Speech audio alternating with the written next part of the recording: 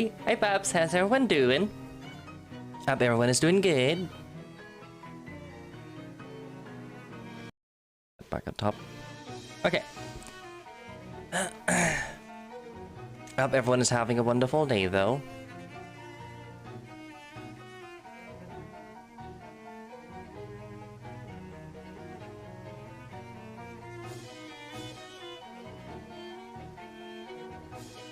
There you go. That should be better.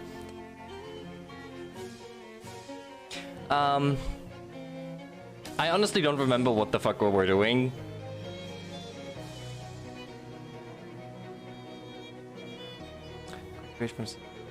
Yeah, I remember that. I don't remember what I need for the culinary science, though. Professor Cowell's office in the botany classroom. Botany class.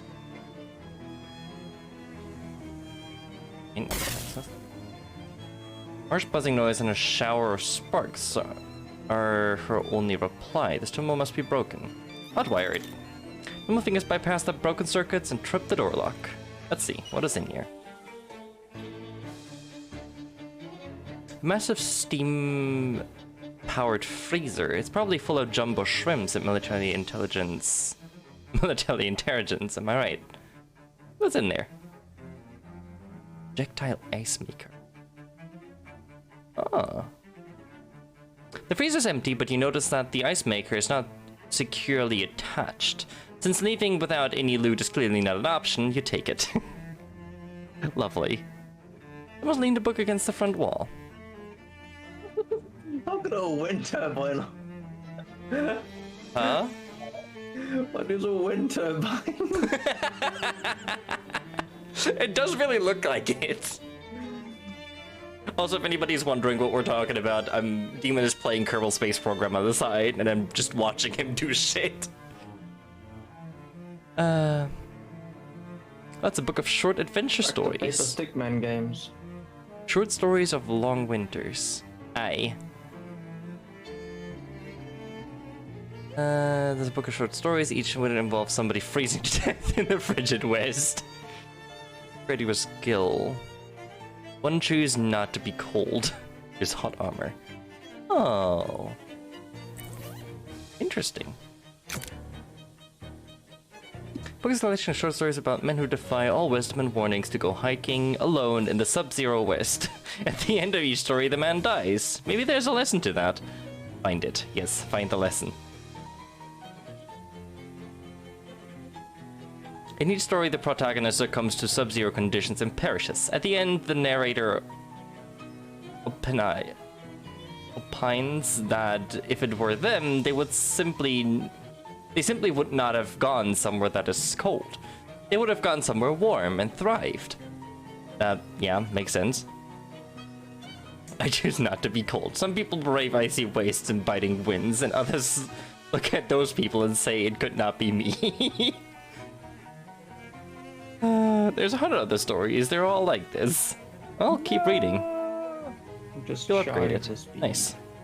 Tragic tale of an explorer who starves to death because it's too cold and to build a fire. Narrator concludes by saying that they would have never gone exploring somewhere like that. Yeah, skill upgraded. Cool. That is actually nice because I believe I need hot armor. What does this do? Moxie plus 4 physical damage, reduce target Moxie by 2. Huh? Take the nasty mop and beat someone with it. I could theoretically do that, but show them a good time. I need weapons that use Moxie, not muscle. I'm a jazz agent after all.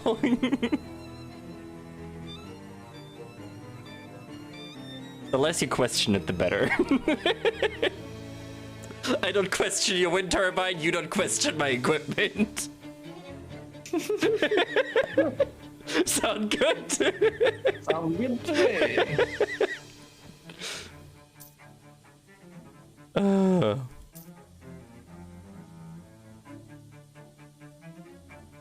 I mean, physical is just better overall. Because if I have something that is cold resistant, it's not going to do as much damage.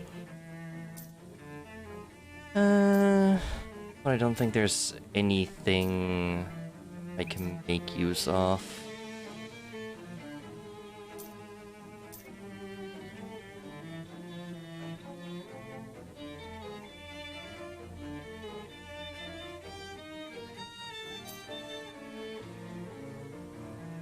What's it called? Actually, I know I get buffs from using this. Because I... yeah, nice. 2 hot armor. That is actually useful. Yeah, because I get +1 to ranged weapon attacks.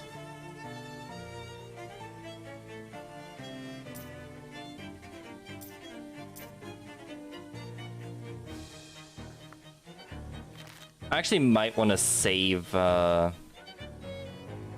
painted shut from the inside. How is a door painted shut? What do we have here? Steam power, this would dry your clothes way faster than boiling them.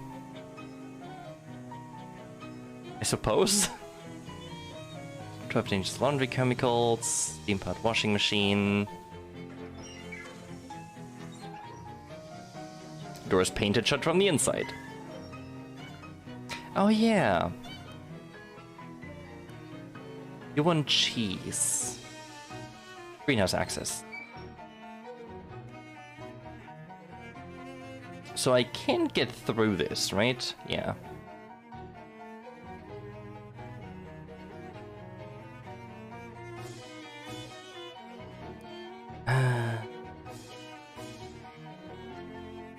So I wouldn't need whatever the puba gear is, I assume. After a moment, the TA returns from whatever he was inside his head and blinks at you. Yeah? The other half of the lab is choked with pollen.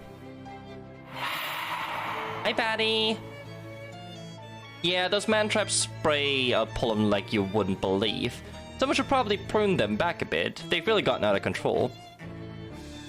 Was that maybe your job? If it was, nobody said anything. Well, how do I get past them? I can't even get near them. You need a puber helmet. A what? Puber helmet. Pollen untoxifying breathing apparatus. I don't think untoxify is a real word.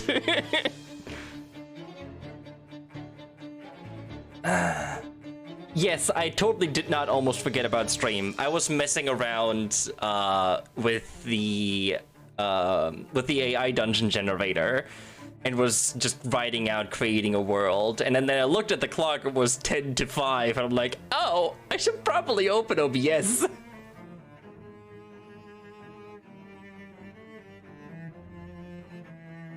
Yeah, sorta.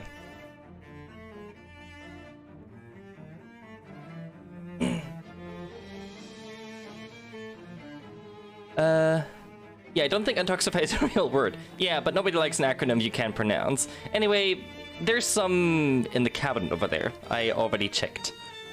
Oh well, that figures. Everyone is always checking them out and not putting them back. So, what should I do? I guess you could try and hunt down someone who has one.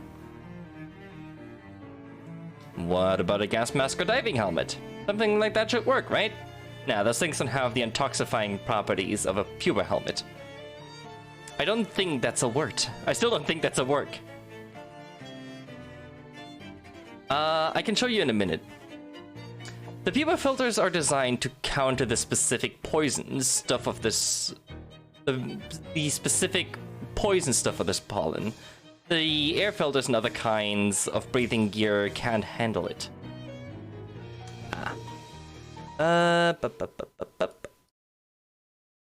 Browser over here.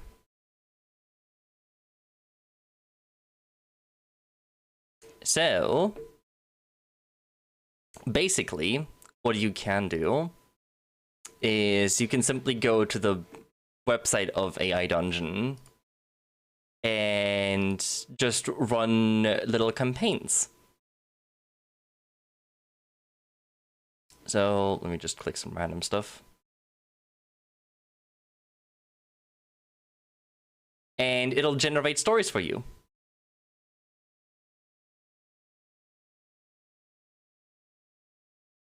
And you can then basically play them as a text-based adventure, or write the story yourself, and the AI will continue the story. And so what I was working on was I was writing a world.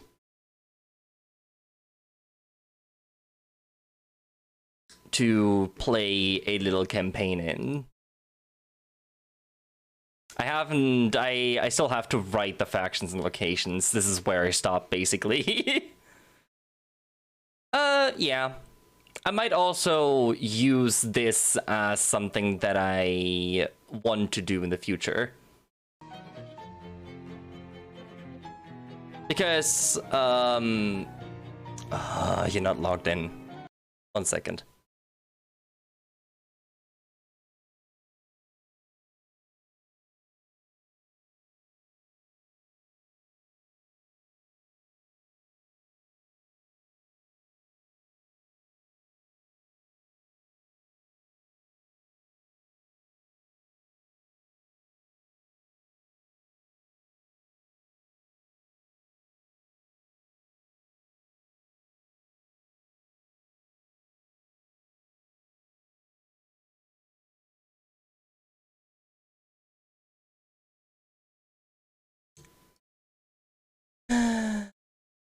There we go. Okay, I can see chat again. Is the bot working now?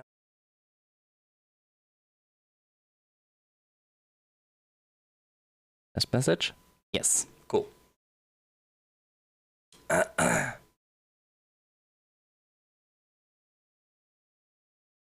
mean, yeah, that works too. I just saw this on a DM that just like does YouTube was using this basically to just run like a solo campaign, and it looked really interesting, so I decided to take a look at it.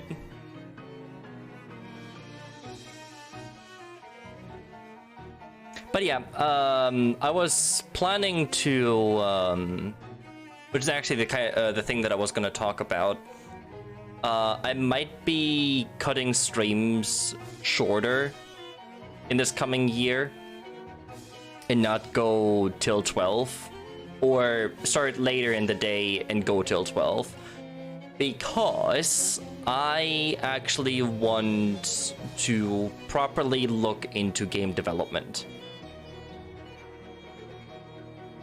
I am undecided yet on whether I'm going to cut times short, because I could also just stream the game development, but I tend to space out a lot when I'm learning things, especially when I'm just watching videos and trying to replicate stuff.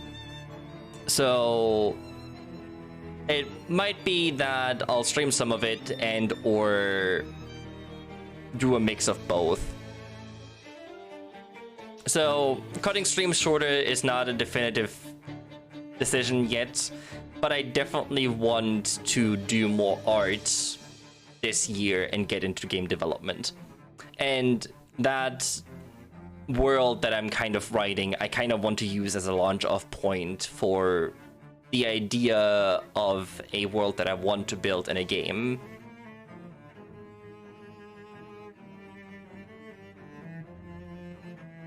Because I like writing stories. I like writing stories, and I haven't written a story in quite some time. So yeah, that's kind of my plan for this year. So we'll see how that goes. Yeah, do you know who has one? You must have a record of checkouts, right? Oh yeah, probably. Let's see. Pokes him at the desk until he finds a small notebook. Got it. Most of these kids are gonna be gone for the break. They wouldn't have taken the helmets with them though, right? Well, no, probably not. But it's not like you're gonna go breaking into their dorms, into their dorm rooms, right? I absolutely will. That's fierce. I wouldn't recommend it though. Dorm security is the real McCoy after last year's big April Fool's hack. What happened? Someone broke into maintenance and rewired all the elevators to go sideways. Wow! Oh, Chip has one. There you go. Chip who? Chip Noonsley. He's a frat guy I know. Phi Upsilon Tau. He didn't leave for break because he's monitoring some plans he's been working on. Phi Upsilon Tau is in the middle of Greek Row, west of campus across Fission Boulevard. Great, thanks. Not good at writing stories, just things for the stories, characters, world history, facts, etc. That's fair. I have an affinity for detail, so I feel ya. I think the character dynamic I have between Astra and Lunar, my Final Fantasy characters, pretty well shows the idea of I have an affinity for detail, and I tend to put a lot of detail into my work. So yeah. But yeah, I used to write a lot of short stories, but never really finished any. Because I just kind of get caught up in different things, and then it's been too long since I've written on it, and it's just kind of all gone, and yeah.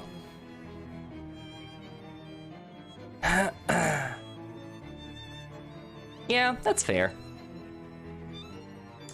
When you walk across campus, you get the nod from a disheveled rail rider with a grossly swollen bindle. Howdy, you buying? I don't know, what do you sell? Wares and such? Sure, let's see what you have. Good year. Now on, follow me. Name's Ovid, by the way. Ovid Lobdell. Huh? Where's my wares, you're wondering? It's all at the store, pal. I don't carry my inventory on my back like some cargo ant. Are you coming or what? What's in the bindle, then? With a wink, he gingerly unwraps the bindle. As soon as the rope is loose, a massive gust of wind roars out and propels the hobo in a parabolic arch to his destination. Huh. It might have been fun to do that. I pass.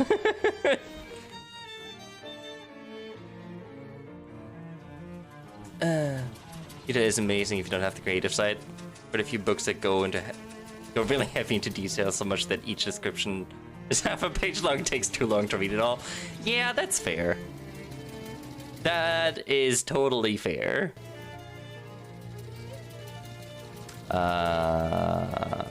Well, that's unhelpful.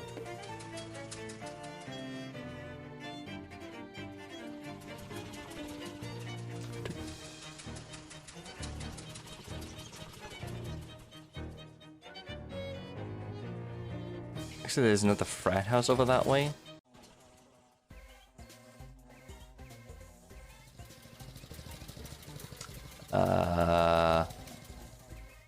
The merry muscular flies are buzzing around a pile of discarded protein powder. Epsilon Tau is in this direction. Yes. Hi, Fig. Morning. This trash pile of a fraternity house? No. This trash can is sparkling clean, probably from years of disuse. Yeah.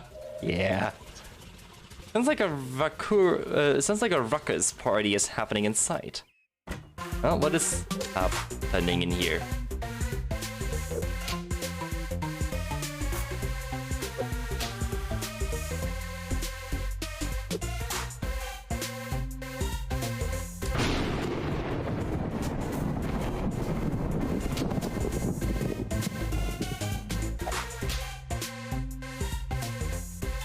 I'm doing good.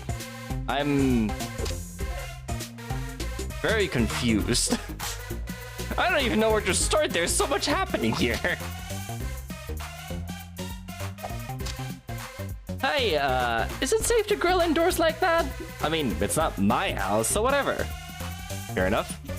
Can't really get the taste I'm looking for, though. Say, can I get you to do me a favor? Sure. What? I got a buddy over at Phi Upsilon Tau. His perks always come out super good. Some kind of special wood chips or something. Could you go over there and get some from me? I gotta stay here and watch the queue. Alright.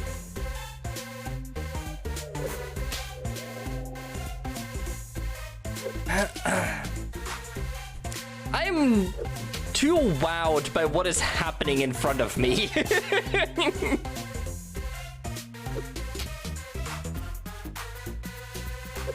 I'm just... the fuck? How are you though, Fig? There's a necktie hanging on the knob of this door, and you refuse to find out what that means. Yeah, fair. Yes, they're grilling inside. Think it stands off to a different beat. In spite of obvious nausea. Certainly cutting a rug. Ahead of his time. A recliner has a sign on it that says free, which you assume means something other than it being free of stains. Yeah. Parker is throwing food at a makeshift dummy. His position is uncanny. Alright, just woke up, still in bed. Yeah, that's fair. Oh, but at the very least, it's cozy. Hi, I'm Luna. Sup, pal? I'm Glordo. Hi, Glordo. You're really going to town on that training dummy. Yeah, I picked this up in the army. You were in the army? Yeah, I was in the Cola Wars. Saw things you wouldn't believe. True horror. Wait, how old are you? 31? Huh. Well, I guess that explains your skill with grown food. You learned that in the army.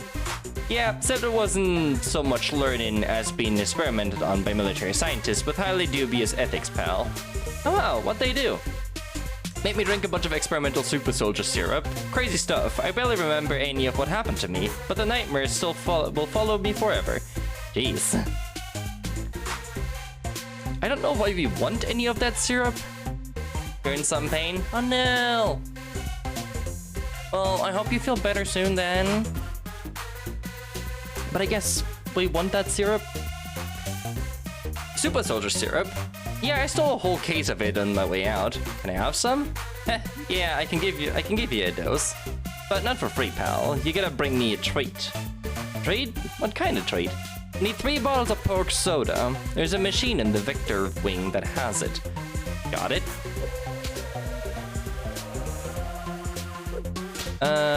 Door's stuck shut with dry pudding. Cool. 6 sleaze armor. Well, I need sleaze armor anyway. Catch some moss growing on it. Squeeze it. Squeeze the moss and extract some hidden nutrients within. Even though it's just inert powder, it's still pretty sure it's going to bully you. Volume of this radio is turned up to an irresponsible level. Yeah.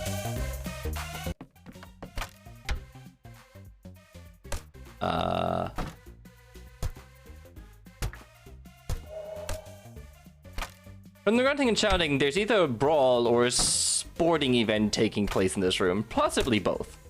Borjin enjoying it. Oh. That's a lot of goblins. That is a lot of damage.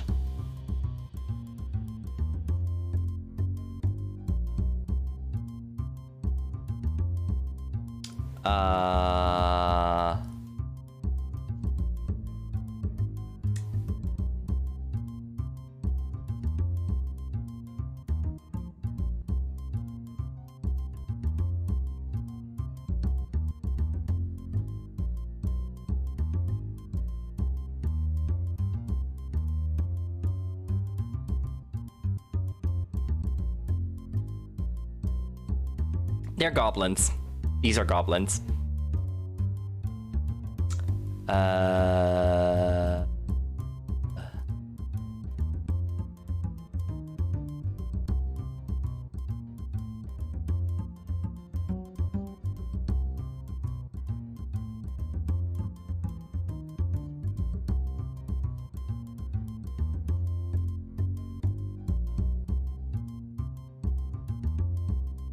Well, I guess...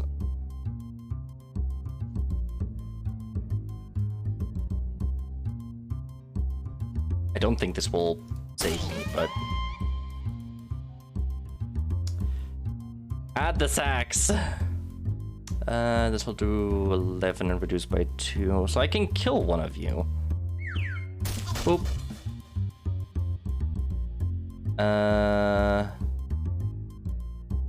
Prevent enemy for 1 physical damage 8 times. Well, you're not gonna kill anything. You can kill one with this.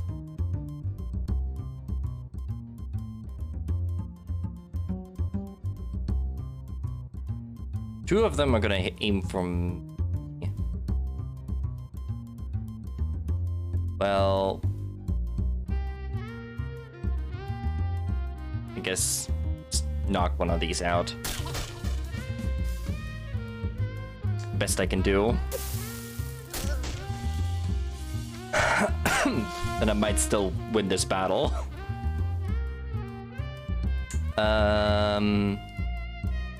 I love this axe. I don't know what it is about it, it's just good. It just hits differently. I can kill you.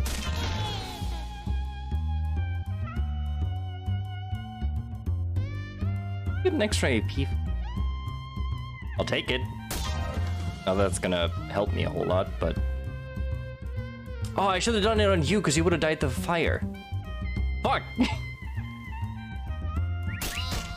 Ah well, I'll be okay.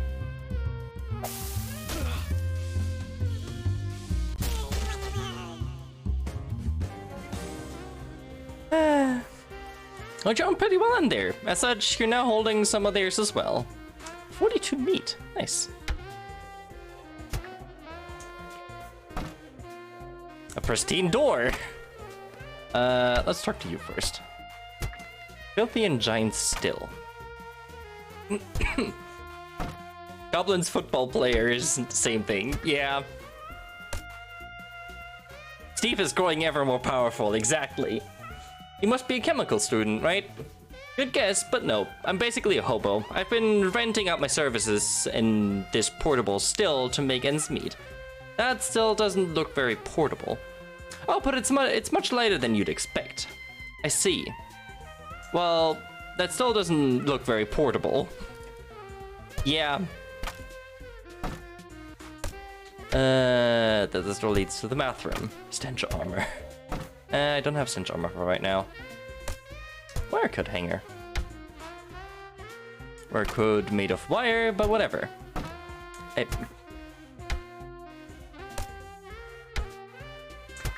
Beneath your standards, you find some clothes. Just barely above them, you find a coat hanger. Well, nice. Most of the books shelf have been ruined, but not all of them? No, not all of them. One of them is still good. Here you go. Piano repair for abject imbeciles. Piano crush. Deal 3 damage and reduce muscle by 3. Oh. Sure. Read the book hoping to learn how to repair pianos, but this book is so remedial that all you learn is pianos are heavy. This does, however, give you an idea. You can read it again to try and read between the lines. We'll do 2 more damage and reduce muscle by 2 more. That would actually be nice. Having things to just reduce stats is always handy to have. Skull-plated door has a sign on it that says "See Chutney." Who that is, or why someone who can afford a gold-plated door would live in this dump is anyone's guess. You're too intimidated by the door's opulence, and it's dead bolted. Damn it.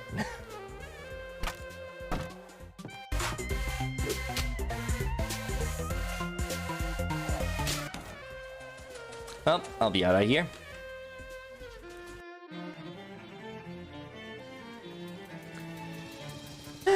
Well, I guess we're going into the hedge area. Gosh, this trash can smells as good as it looks. Well, fraternity guy is tending to the barbecue here. Hi, what you doing? Queuing. What? That's a cute way of saying barbecuing. Here, try one of these bad boys. Vegetable sausage. The sausage-shaped massive leaves and mulched in a potato skin casing. Maximum HP by 7. What is it? It's a special plant-based sausage I'm working on. Is it any good? I didn't call it a good boy just now. I figured I need another, I don't know, 80 or 90 years to really get it right. I see. Well, thanks all the same, I guess. Don't mention it. Say, do you like to queue? Put the secrecy. I mean, barbecuing is great. Yeah.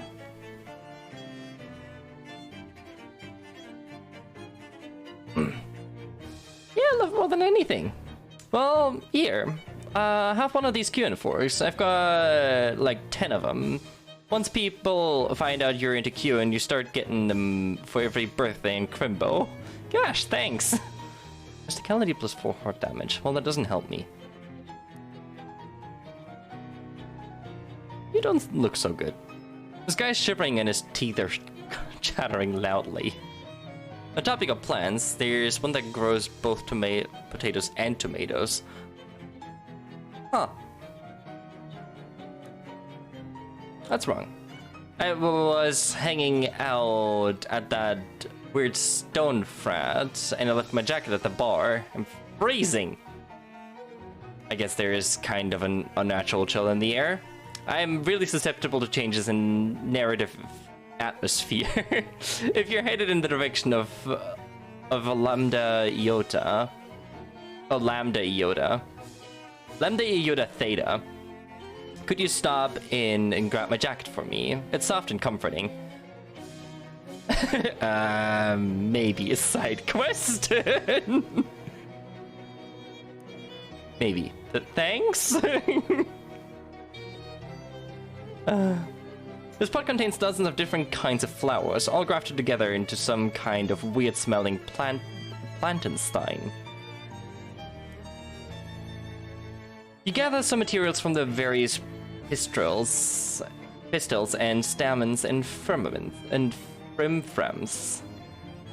Eldritch Mist, convenient. Stylish Gel.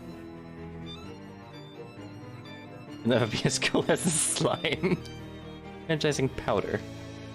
Okay. Wow, there's a lot more people here than I thought there would be. Can I interact with this bush? Mesquite tree, unless you're... Mestacine? What? Take some chips off. Get some chips of bark, leaving the tree none worse for the wearer, you hope. What are these for? Right from an old mesquite block. Cat is writhing around in a pile of catnip in either agony or ecstasy. Ah, cat tripping balls, I see. You deftly avoid the flailing claws and gnashing teeth and give him a little scritch on his chin. As you do, you see his collar, which reads Sprig. Ah, you can now pet Sprig to receive a boon. Yes, rub his belly. One muscle. I can only have one. I can only have one cat boon at a time, right? Yeah.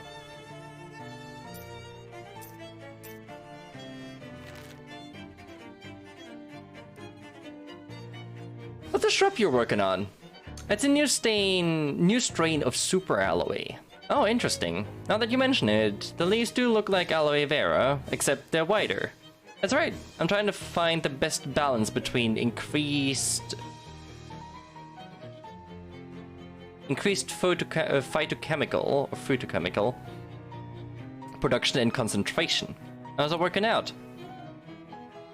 Well, pretty well now that I've given up on crossbreeding it with toxicodendron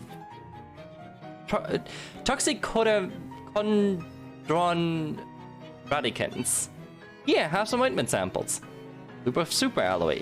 Heal for 10, remove on fire from target. Neat, thanks.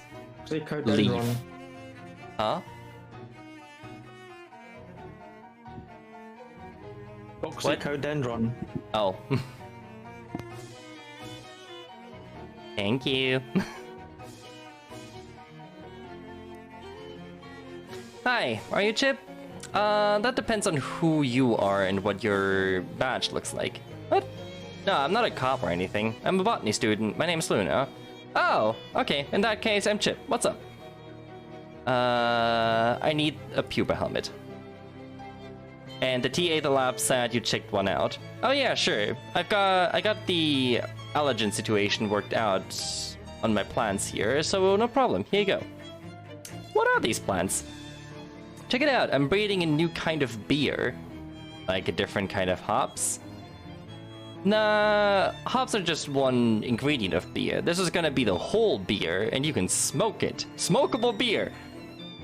That kind of already exists already? What? Someone copied my idea. Just about every jazz musician, yeah. Oh, you mean reefer? No, that's well and all, but this is gonna be beer, see? Literally beer that you smoke. Yeah, I'm gonna call it Buzzweiser. What's wise about it? Well, hopefully it won't make you puke if you smoke too much of it. I see. Still working on that part, though. Huh. Okay. Yeah, that whole house is vined up. It is indeed. Okay, now I should be able to... Those are dangerous pollen from the air. Return to the greenhouse. Oh. Beep beep. You turn around to see a postman tip his cab to Molly and putter away on his motor scooter. Look, I got a present from my jelly bean up in the big house. Big house? What, like a mansion? Jail, you dope. She's doing time upstate because she went off the track during the bank job and gave a copper lead poisoning, lead poisoning, whatever. It's probably the lead poisoning.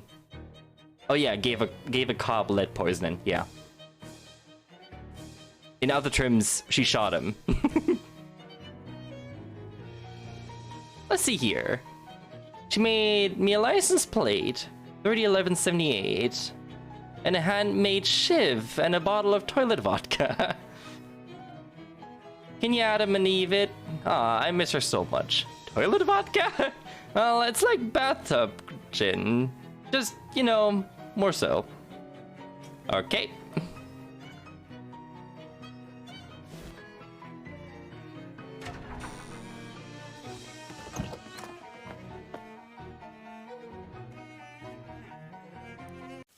Alright, get these plants out of here.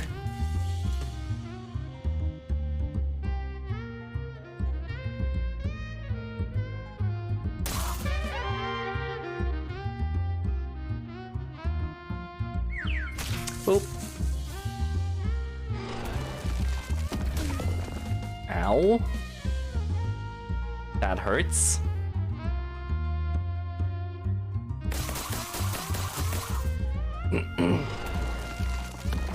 No, Steve!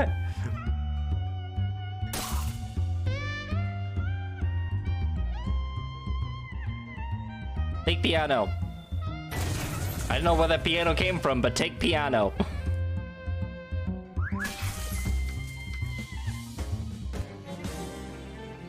Pulsating seed pod.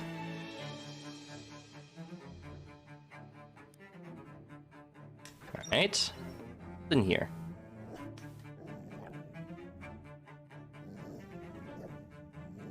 A growling plant. I see. A sign on the shelf says, in big letters, concentrated chlorophyll. Not for pranks. Why not? The staple has two things on it. A soda and a note that says, stop pouring chlorophyll into my sodas, you jerks. Soda. Grab the can of decidedly green-tinged liquid. Extra green soda. 5 HP range per round. Water only. Water nitrogen mix. Bleach.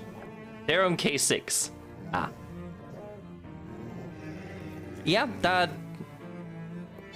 Yeah. First aid kit. I must have been expecting a lot of botany-related injuries. Ate it.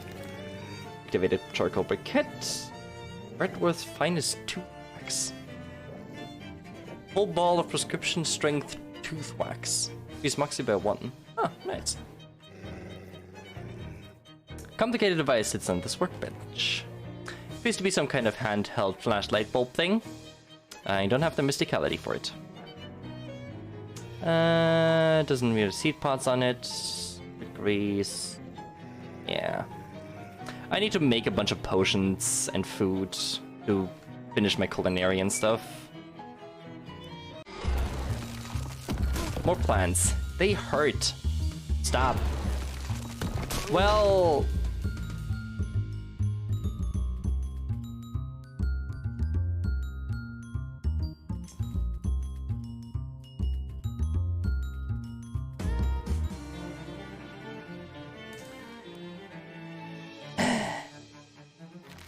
What I'm gathering is I need to do some leveling. Mysticality maximum. I can get it. More experience.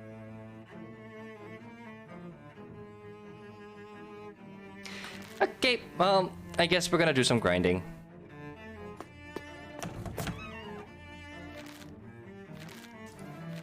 Nope, inventory.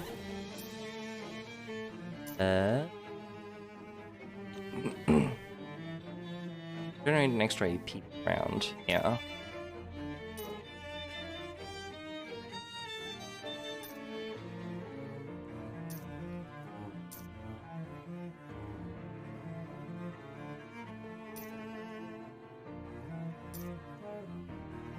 Yeah, that's the best I have. Well then let's get back to the, culinary class. Hey, what is this? You okay, Molly? You've gone 5 whole minutes without saying a word. Oh, that's unexpected. Where'd you find the book? Huh? Oh, a bench somewhere. It's pretty interesting. Applied ballistics. I'm pretty sure I've had this one already. You think we'll be needing to throw a 90-kilogram projectile over 300 meters? Because there's a real juicy diagram in here. Look! Gee, Molly, you could be the girl that revolutionizes gang warfare, except the opposite of revolutionize. I mean, we can shoot people with cannons. What the fuck? This mailbox is made of foreign stone, which means it's not a federal crime to steal mail from it. Steal it then! Ah, just junk mail. Now these frat guys are super into geology. The entire frat house is carved from a single huge block of stone. Really nice craftsmanship too. Must have taken forever. Yeah, looks like it. Wow, everything is made of stone. Somehow I'm not surprised. There's nothing on the hat rock. The solid stone cushions look uncomfortable, but it's still in your top 5 frat house couches. Well, we haven't seen really that many frat house couches, I suppose. You're not sure whether this counts as a painting or a sculpture. Yes. Not only did that sculpt a stone bar. Not only did they sculpt a stone bar, they even did stone bottles and cups. That's real dedication to an art. Bucket. You find it draped over one of the bar stools, and it was tricky to spot because of being exactly the same color and shape as the stool itself. Yeah. Okay, so I need more muscle for this. What else is here? The members of this frat apparently don't care about comfort or privacy as much as they care about sticking to a theme. Yeah, true. It's hard to say what this is. A fridge? Maybe? Or an armory? Or an armora? It doesn't open, it's solid stone. Where do they keep their food and or clothes? A bowl of stone fruit, you know, like peaches and plums. Yeah. Wow, this is incredible. Not only did this fraternity chisel a whole frat house out of stone and carve furniture to match, they even went so far as to sculpt a bunch of frat boy statues. Presumably, they store them up here and haul them downstairs to fill out the space for parties. There's also some kind of weird stone thing. It looks a bit like one of those newfangled televisions you've read about, except triangular. Somebody's science project, maybe. Around. Ah. Something tells me this is not intentional.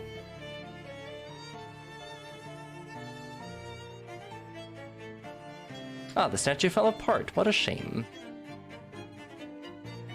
Stone hat on the floor here. Can't pick it up. The statue looks like it's yelling something. They must take this one to football games. Statue is praying. How traditional.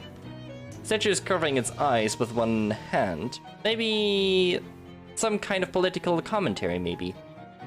Statue is holding its hands up in a desperate warding gesture. It must be symbolic of students' fears of leaving school and having to join the workforce.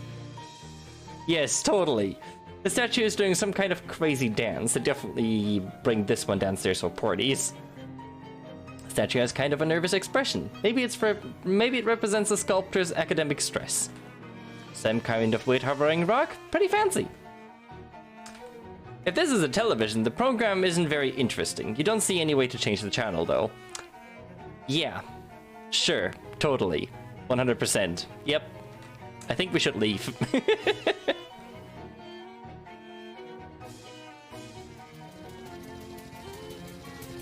Alright, well, bring him back his jacket so he stops freezing. Finish this up. Find your jacket. Here. Oh, wow, thanks. Much better. No problem.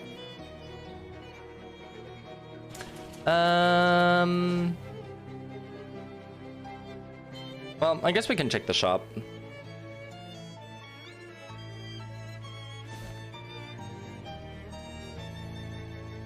Oh, you're certainly living in dirt.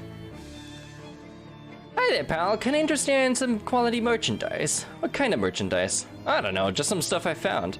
Have a look around, see if any of it catches your eye. Sure. Let's see.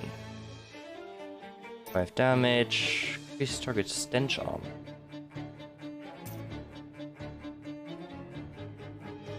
We have to. Increase armor by 5. Okay. It's 2 bleed to a weapon. Ooh. I'll take one of those. Oh, yes, I have to buy the shoes. His Majesty's least favorite poems. Somebody published a multi-volume set of every poem George V ever read in descending order of how much he liked them. This is the last book in the series. Can't imagine a less interesting book. I kind of want to buy it, but it's expensive. Plus 3 to ranged weapon attacks. Ooh.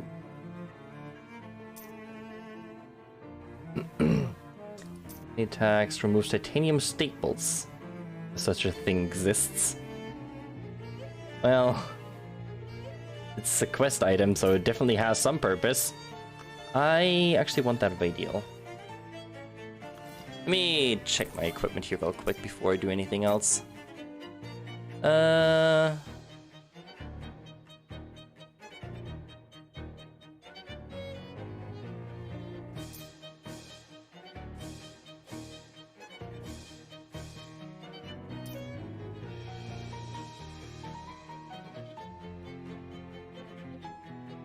Pressure to increase your maximum and current HP.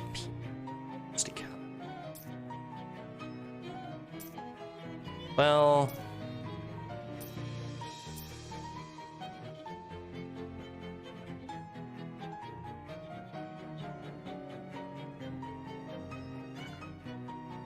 This just gives me more item drops and meat drops. This gives me more damage.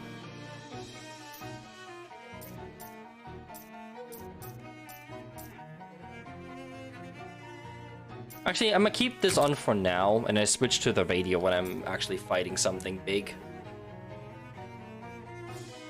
5 extra XP from fights? Yeah, that would be useful. You can have a combat shield. That would also not be bad. Especially dealing with the plants, because that way they can't one-shot me.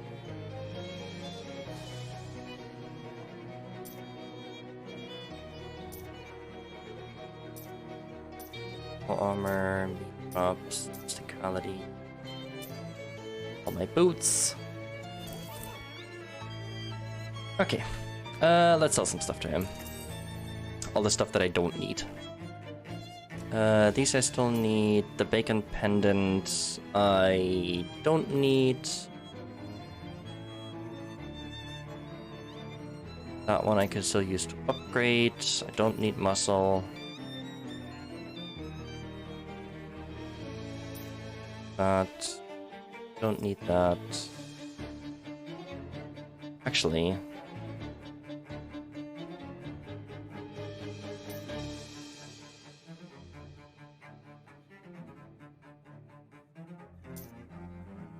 Might still be useful in case I need to do something that requires... Surprised how advanced the strategy in this game is sometimes. Yeah! I might still need those. I very much lost money on that, but oh well.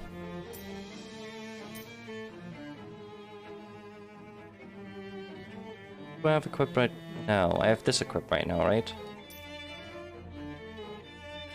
Don't need that. Don't need that. I'll hold on to that. I don't need any weapons.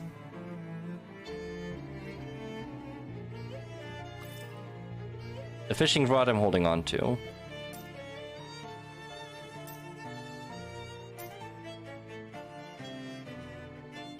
And the hot rod might also still be useful.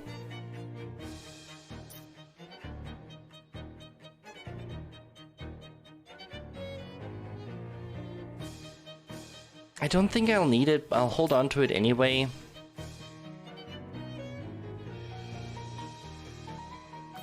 I'll sell a fairy cake.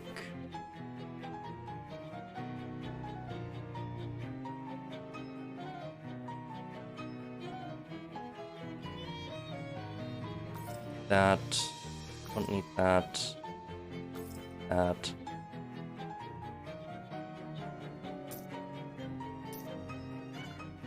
Don't need that.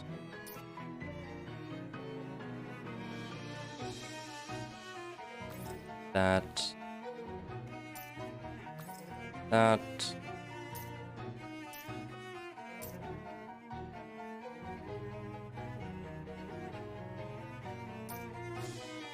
Still useful. That.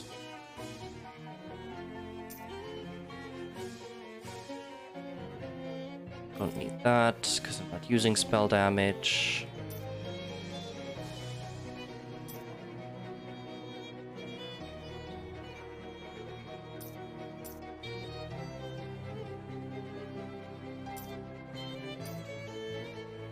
I basically have an upgraded version of this, so I don't need this.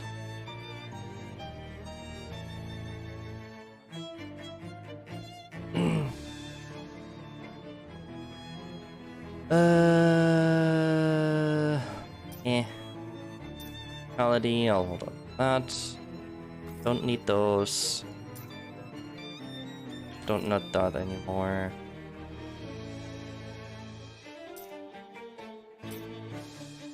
I'm holding on to the spork. Don't worry, I won't sell it. Just sell it.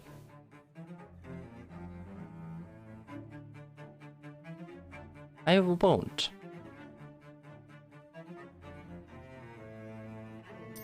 I know. That's why I'm not selling it. I'm gonna set the all, because I have the pixie daggers. Increase moxie. Increase damage of weapon by 1. Increases all ally stats by 3 or reduces an enemy stats by 3. Handful of clean water. Yeah.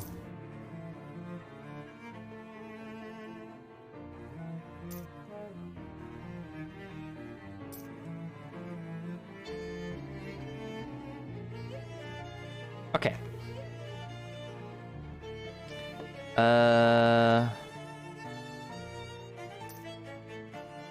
I have enough to buy it.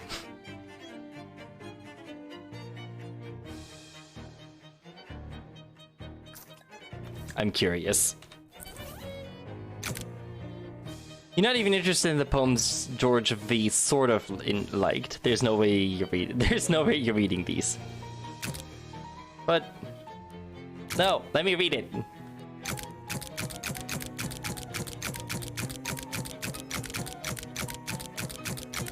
Alright, fine. It might come in. It might have a use later. It might also just be entirely useless.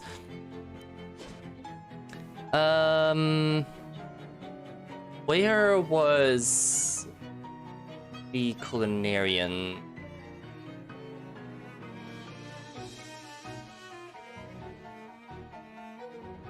Vector wing? As you're walking past one of Sid's many weird vending machines, it suddenly emits an ear-splitting clang, after which it also emits a sizable quantity of meat. There isn't anybody around, so you pocket it. Nice. Was it here? Free room, barbecuing, astronomy. No, it wasn't. Oh, actually.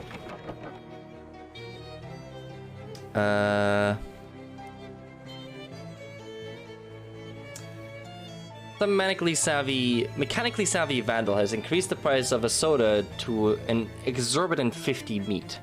Just the price. Back of the vending machine filled with the little years and cram chests and such. You've managed to get the price down to 30 meat, still way above market value, but what are you gonna do? They've got a geographical monopoly.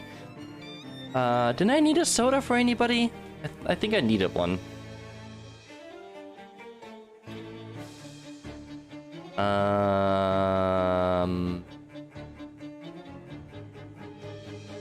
I need to look what I actually need. I think I needed one for somebody, didn't I?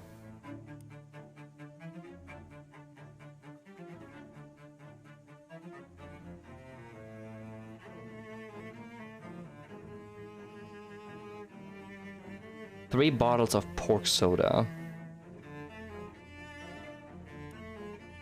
3 bottles? I can't afford 3 bottles.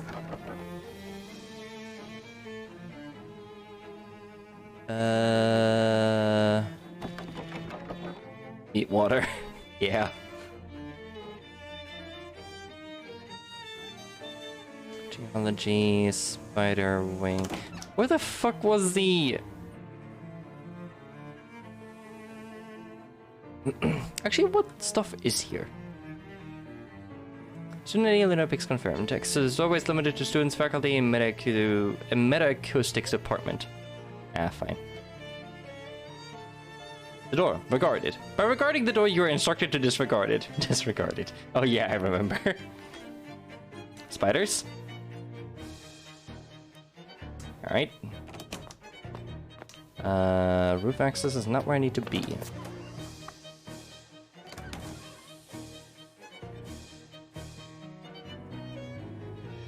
Cooler machine. Huh, looks like I forgot to unpack the cans before they loaded the machine up. Oh. Not complaining.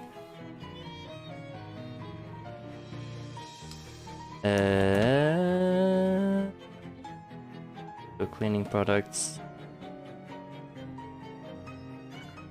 A bare naked pinup girl. Scandalous. Where the fuck was culinary science? Beery, okay.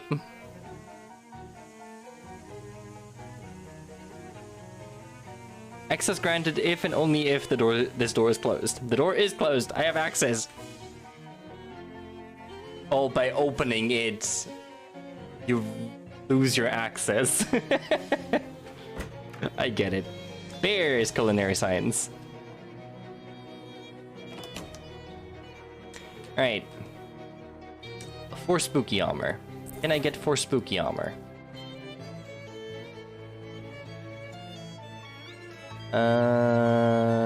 Elemental armor, spooky.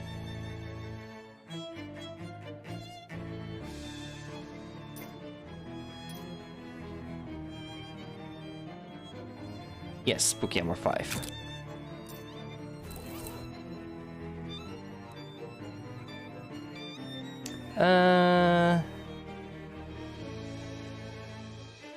Took down your fear and approach the polter sandwich. If you're going to make a regular sandwich out of this haunted mess, you'll have to start with some bread. You survey your options. What kind of bread do you want to grab as it floats past? Let's take some slightly aggressive rye. You give the rye the stink eye until it settles down enough for you to grab 2 slices of it. Next comes the heart of the sandwich, the meat. Some smoky smoked turkey. Wink coyly at the smoked turkey. It winks back. It settles onto the bread. Now it's time to choose for a cheese.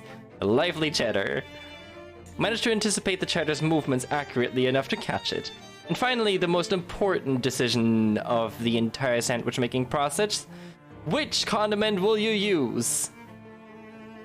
I mean, sandwich with turkey and cheese, mayo. Oh, sorry, the correct answer was mustard. Fuck you. Mayo goes way better with turkey on a sandwich.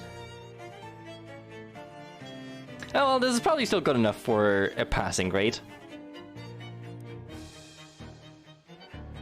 Well, continue. 4 sleaze armor. Sleaze. This just gives me 4 sleaze armor straight up. Deep fry something. Oh, is that all that is? Appetizer? Around this fire, making thick with grease, making breathing a pleasant experience.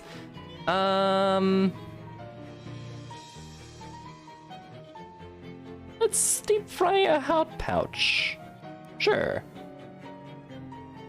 Drop the hot pouch into the deep fryer and watch it sizzle. Fish it back out when it seems done. Alright. Hot armor.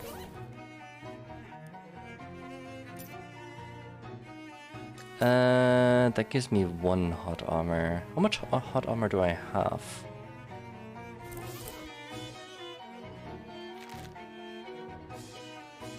I have 2.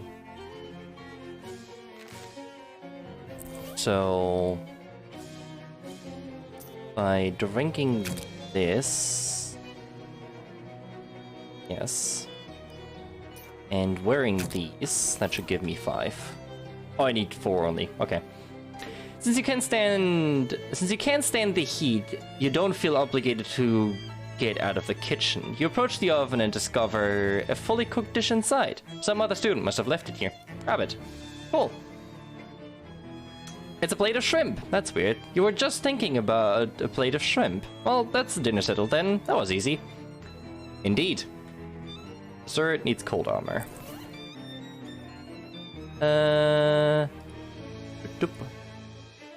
Elemental armor. Cold. Well, shucks. I need something that gives me cold armor. And 6 mysticality.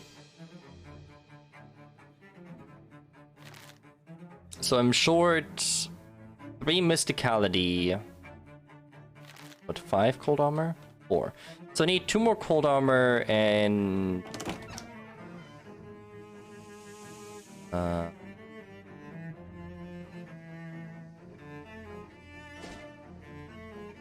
Let's head back to Ocean City real quick.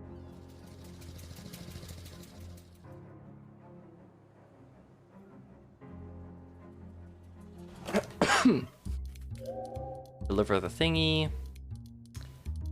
Right then, I'm back at you, baby. What's new? Here's your cut of the profits. Found this case of absinthe. Ah, this will attract some dour artsy types. I love it. Found this cola. Come in handy if any children want to get drunk here. Okay, what do we have? Mysticality, 1 Moxie. 1 Mysticality is actually full. Let's take this actually, because this will be... Oh, +1 max HP. AP. Yeah, sure. Bottoms up. Nice. Mysticality, Moxie, and 1 maximum AP. That is really useful.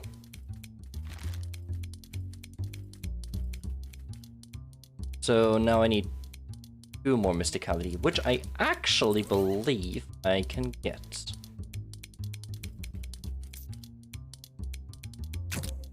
Good thing I rebought these. Alright. Head back.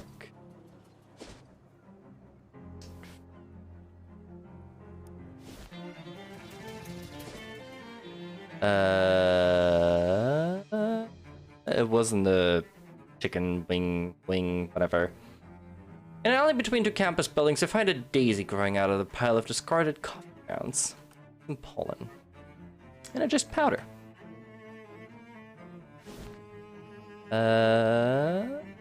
Nope, I took the wrong one. It was the vector wing and then to the chicken wing.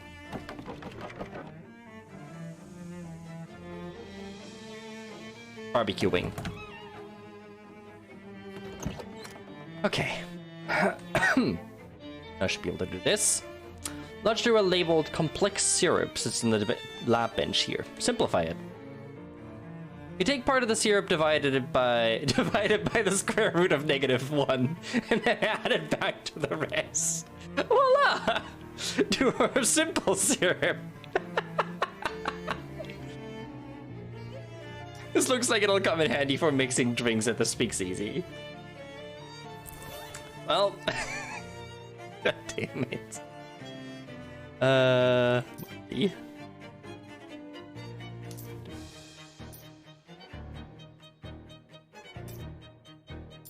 Alright, this back, and this back. Okay, now I just need a little bit more cold armor. Yeah, I need 2 more cold armor.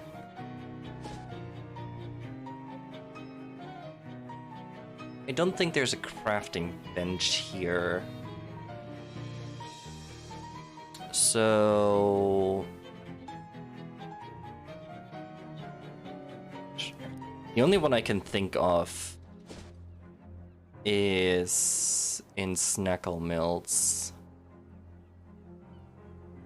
As you're walking down one of Ocean City's residential streets, on the way to where you're going, you hear eerie music coming from the upstairs window of a nearby house. I'll check that after.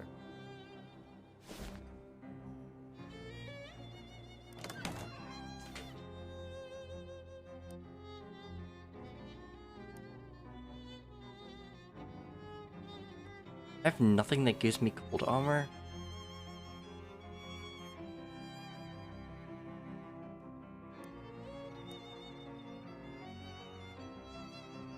Armor.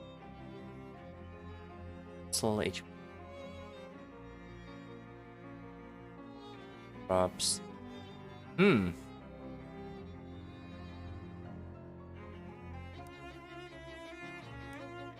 Where am I gonna get myself more cold armor?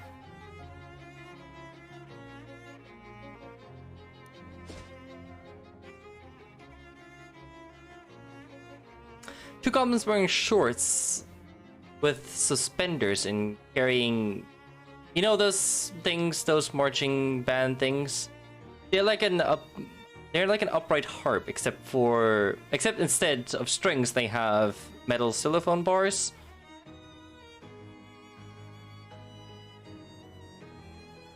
Oh yeah, I think I know what you mean. Those things. Anyway, these goblins are carrying those, and then they interrupt you. Hi, hello. Hi, what's up? You're intruding on the territory of Glocklin's Inn. Am I? I don't know what a Glocklin is. We are Glocklin, we both. We are the toughest all street gangs in Ocean City. What think you about it? I don't feel particularly threatened.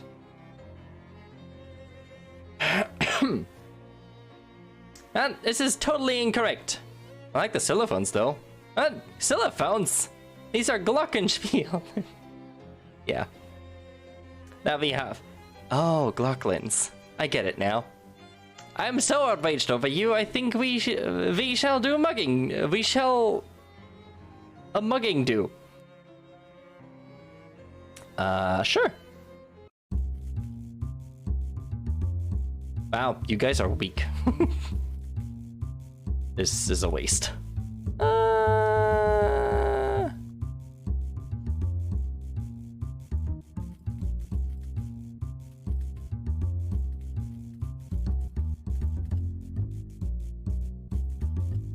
Oh, goblins can't be hypnotized. Really?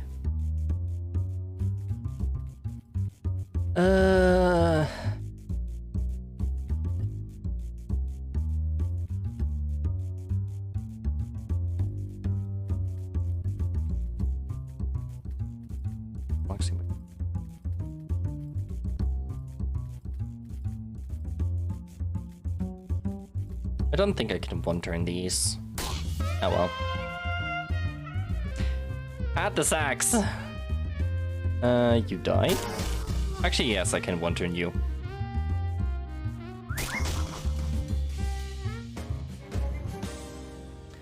Glocklin Mallet Ball.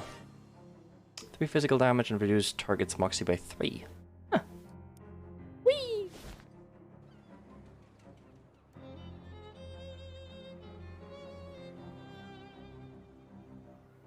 Alright, I can get into the cold area.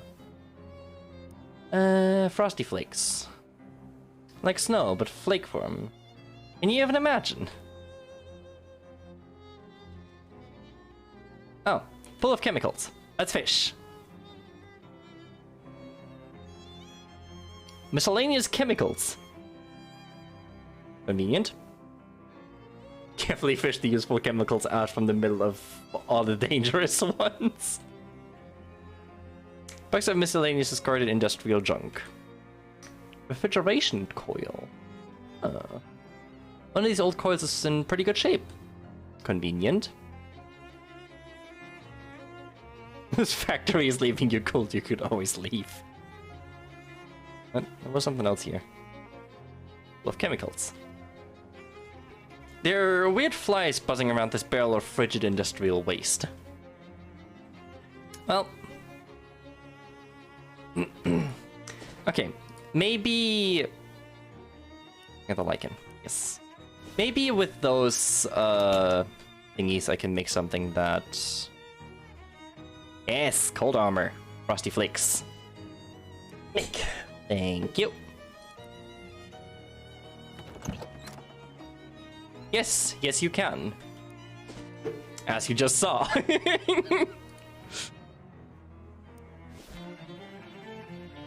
Okay, back to the vector wing.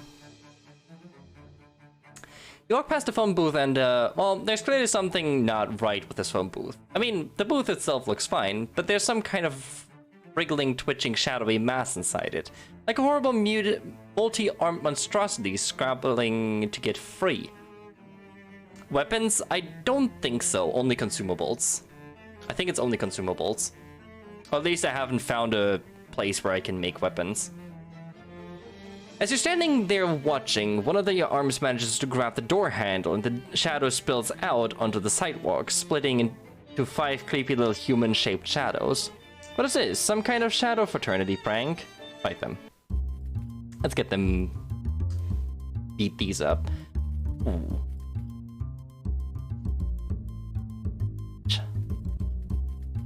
Oh, you only hit me for 2.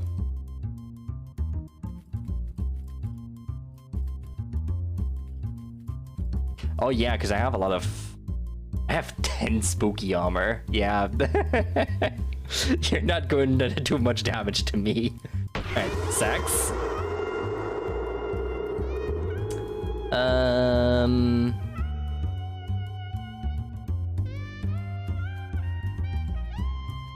Which of you is attacking Molly? You. So... I'm not sure... Muscle. Okay. Yeah, so... Yeah, no. Ah! Can I kill you? Oh no, I can only do 5 damage to you at a time.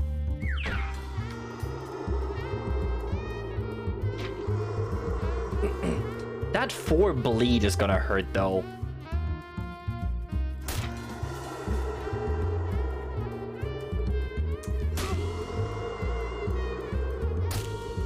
That is gonna suck.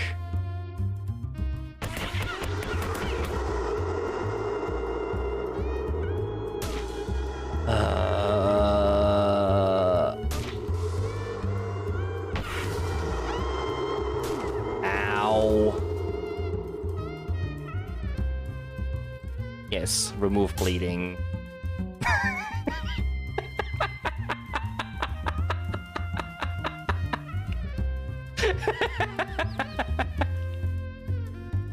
Worth it.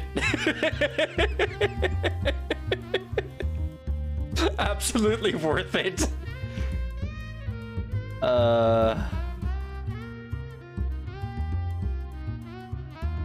Okay, Molly basically dies regardless of what I do, so I should kill this one.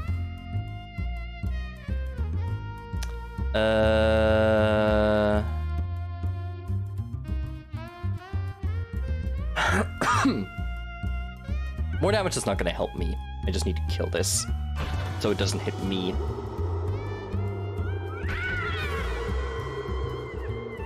I should have done another hit on one of the other ones, actually.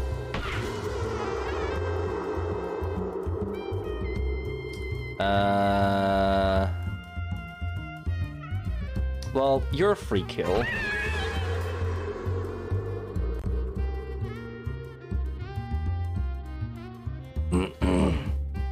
Then I guess do damage to the one that has the most health. God, that is so much bleeding.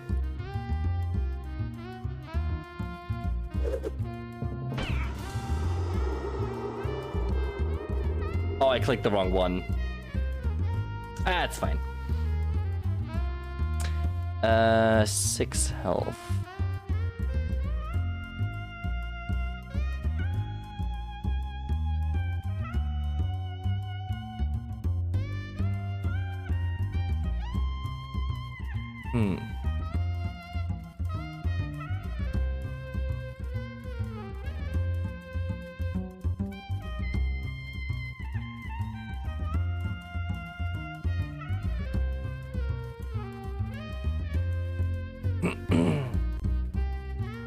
Oh, you can only take 5 physical damage at a time. So I can still hit you with elemental damage. Oh. Okay, well, I'll kill you. And the next hits I can survive.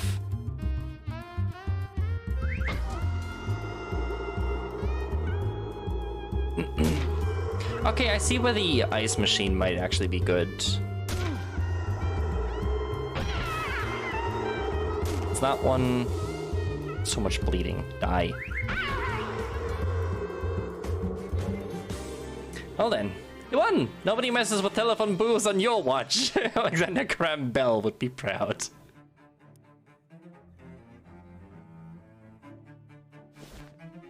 I actually, yeah, I see where the ice projectile, the projectile ice maker would be useful.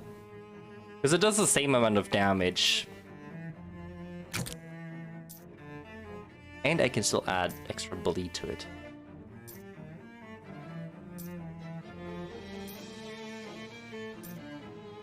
Which, sure. Yeah. Disposable razor blade to your projectile ice maker, which by the travesty property of disposability becomes disposable itself. Nice. 4 cold damage and cause 2 bleeding. That is actually not bad. Barbecuing. Culinary science.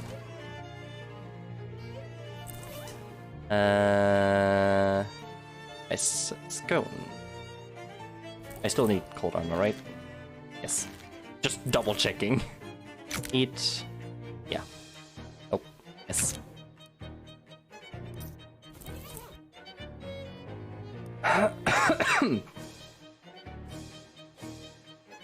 You dig around the cabinet under the ice-cold slab of marble and find several tubs of ice cream. Some miscellaneous toppings and a bunch of scoops, spatulas, and other equipment. Apparently you're expected to devise some kind of ice cream sundae. I'll whip up some nice sundae. You garnish a dish of ice cream with a sliced banana, pour on a layer of hot fudge, and top it with chopped nuts, whipped cream, and a maraschino cherry. A pitch-perfect traditional ice cream sundae. Now, that's a dessert worth screaming about, or at least a loud gasp. Alright. I am done. I did the extra credit assignment. Oh, the syrup? Good job. But it doesn't look like I'll be needing it for today's menu. You can go ahead and keep it. Thanks. Finished all the cooking. Okay, great. Let's see what you've got here. Hot dog, blackberry, and a bacon omelet. Interesting choice. Not what I would have picked myself, but I'm intrigued. And the sandwich. Ah, you were a mayonnaise person. Well, I can't hold it against you. I'll take all kinds. Now, this dinner, let's see. Appetizers, deep fried hot pouch. Oh, I haven't seen that one before. Can't wait to try it. And a plate of shrimp scampi, I guess? Looks a bit overdone, but shrimp is tricky, so I admire your courage. Oh, and this ice cream sundae is really classic. Nice job. So, do I pass? Yes, absolutely. Great job. Reaches into a desk drawer and pulls out a fork for each hand. Now please leave before you see something you can't unsee. I need you to sign my course transcript first. Oh yes, right. There you go. Thanks. Bon appetit.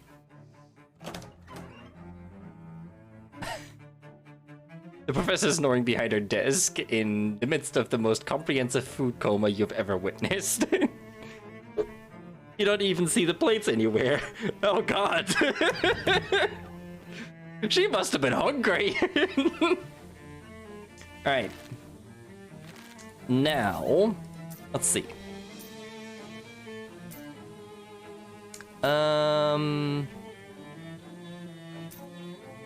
Strip that. Put that.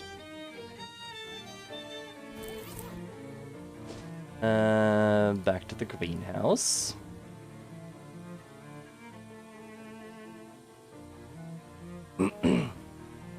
A sit student wearing a bulky overcoat flags you down as you're crossing the street. Onig! Hello?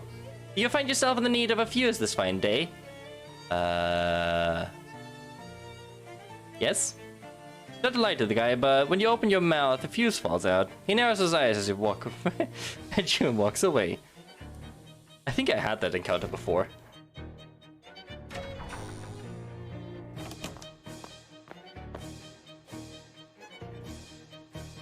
Oh yeah, right. Helmet.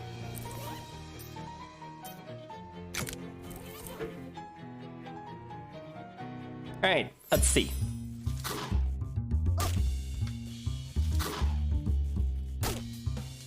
Now you're attacking Molly only.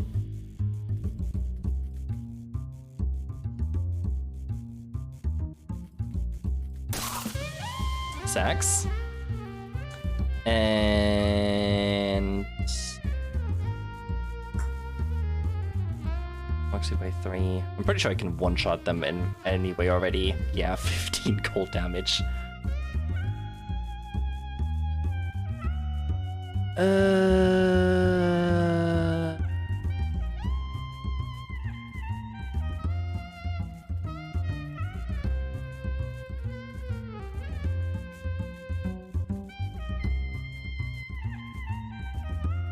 Which one of you killed its most wounded ally by 8? Okay, poison is bad. So you perish. I didn't even need to hit it with that attack. That was kind of a waste, but oh well.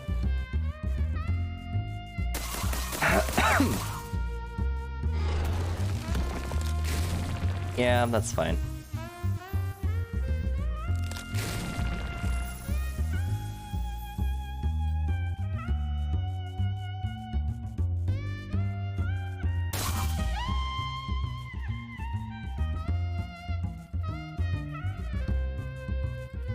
Uh, 10 poison.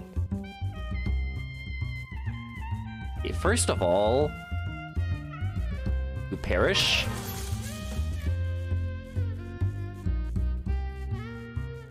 Damage. Oh, I still only have 1 AP.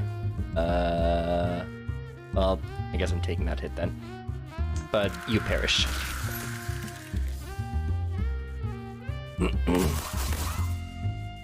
Oh, I could have probably killed that one.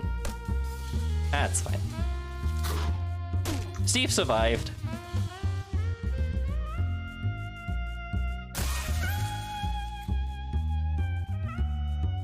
And boop. There we go. 5 plans into 0 plans. You always did have a green thumb. Odd for muscle and moxie by 1. Oh. Oh boy.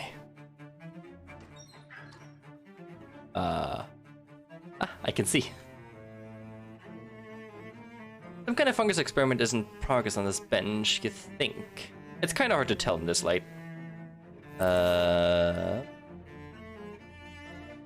Mysticality.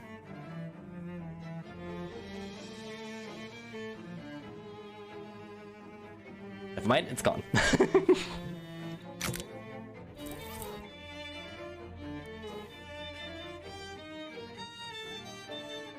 Holy shit. I feel this is still the essence of way more mushroom than you could cram into a test tube this size. A couple of titters later, a couple of titters here, a couple of isotopes there, and the results are clear. Well, as clear as they can be in near total darkness. Increase damage of your melee weapon attacks by 4, damage of your magical weapon attacks by 4, and ranged weapon attacks by 4. That is damn good. Absolutely no light in this lab. If you can read this, there's too much light.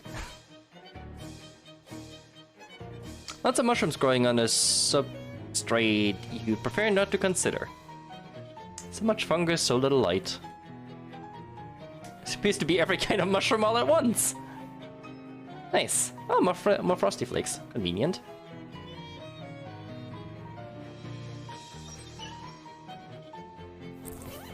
Okay. Yeah.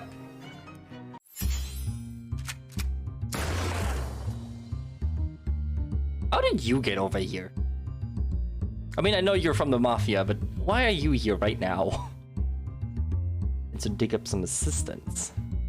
How about you don't? You're gonna regardless, so I'm just gonna throw the sacks in there. You have a lot of muscle, so let's reduce them.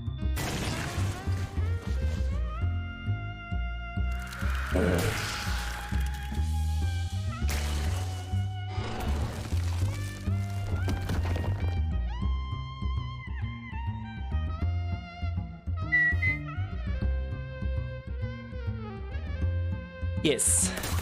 Lots of plans to kill.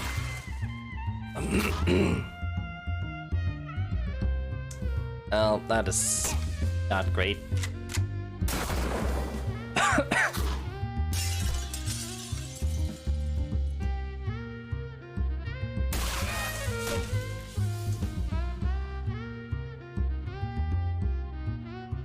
I can kill them this turn though.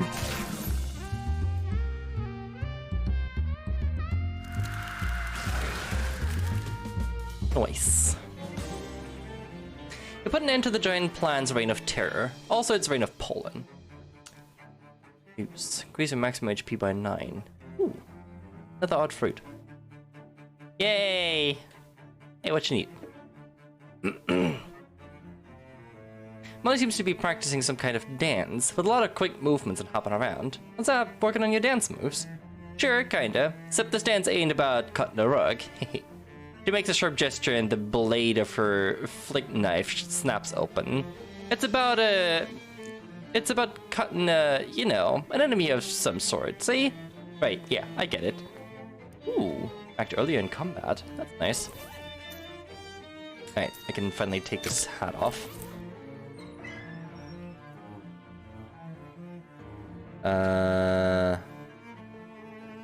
It looks like the chair is on break too. A little glass case full of various hollies and ivies. Steamy glass case filled with ferns. Sample storage. Thick bark and juice. Increase physical armor by 3. All samples are free, as far as you know. You shall pick yourself. The chalkboard is covered in complex diagrams of plants. Study them. A lot of it is beyond you, but you managed to learn a few new things. Nice. Judging by the layer of dust on this desk, Professor Kylos hasn't been here for quite some time.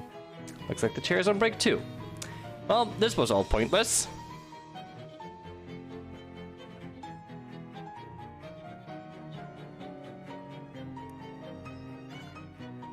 The professor isn't in his office. Oh, right! The semester's over, huh? I guess he'd be at his holiday home in Crystal Dream Lake then. Thanks for remembering that after I fought all those plans. Sure thing, no problem. Where's his stupid holiday home then? Near the lake. I need you to be more specific. Look, I've been to Crystal Dream Lake. I need you to be more specific. Well, it's sort of... There's a road, and then it's like... Just mark this on this postcard. Nice. Okay. Thanks.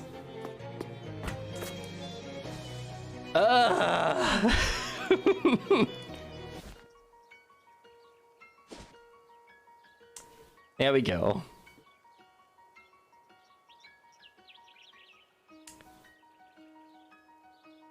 You happen upon a small rest stop type area just off the path with a rickety old picnic bench and a square brick bunker that is presumably a public toilet.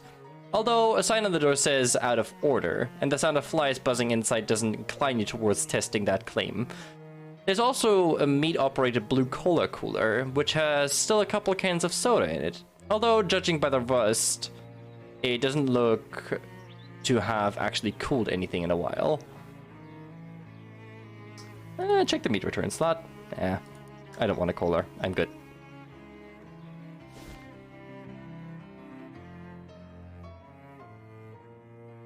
Oh. Fence is too tall to see or jump to cry over. To see or jump or cry over. Then it's being very curt with you. That it is. It's a very expensive car, but it has been tragically neglected.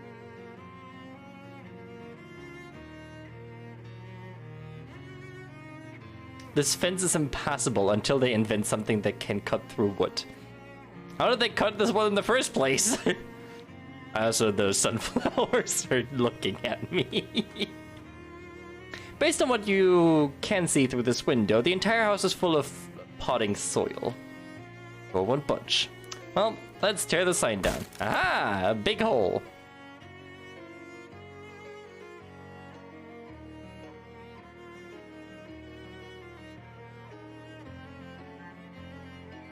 Okay. As it turns out, it's just the front room of the house that is full of dirt. Walk through the busted out door. There's almost certainly nothing good in this fridge. Yeah, but check it anyway. Ugh. It's been wilder in here than expected. Half of the vegetables have rotted and turned into muck and mold, and the other half appear to be mutated experimental plants that have rapidly acclimated themselves to the environment and are using the rot as fertilizer. It's like a small, foul-smelling alien jungle in this fridge. You're giving me the option to make a salad! What? I said make a salad! Maybe I wasn't clear. We're talking about a selection of plants that is half-rotted glob and half-pulsating veins. This isn't the salad bar down at the Outback Sizzler. If you make me do this, there's no backing out halfway. You're gonna have to read the whole thing. Read the whole thing. Make a salad. All right. Well, I guess there's no point in fighting you on it. I know how this goes. You poke around the ruins of the kitchen until you find an intact salad bowl and wipe it off with your sleeve. Let's see. A salad would typically start with a bed of lettuce. The nearest equivalent you see here would be either some glistening green-brown sludge that is just barely holding together into leaf-like sheets, or some broad, shiny green leaves dotted with blood red splotches. I'll take the weird splotchy leaves. Pick a handful of the leaves and arrange them in the bottom of the bowl. It seems like the red spots are migrating towards where your hand touched the leaves. So you try to not touch that too much, or let the spots actually touch your skin. What next? Maybe some sliced cucumber. You do see something in here that looks like maybe it used to be a cucumber, but it's mostly dissolved and leaked away, leaving behind a long blob of empty and blackened cucumber skin, like a deflated slime-leaking party balloon.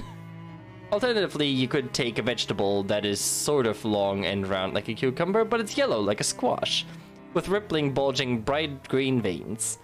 The weird vegetable. You take the weird squash-like thing and find a rusty kitchen knife to slice it with. Neon green juice spritzes out with surprising force as you do, narrowly missing your eyes and tingling fiercely where it gets on your skin. The inner flesh of the vegetable is black with an oily purple sheen, and it smells like a brand new car tire that a cat peed on. You arrange the slices neatly in your bowl. This is gonna be one hell of a salad. The next thing you find while rooting around the fridge is a surprisingly intact looking onion.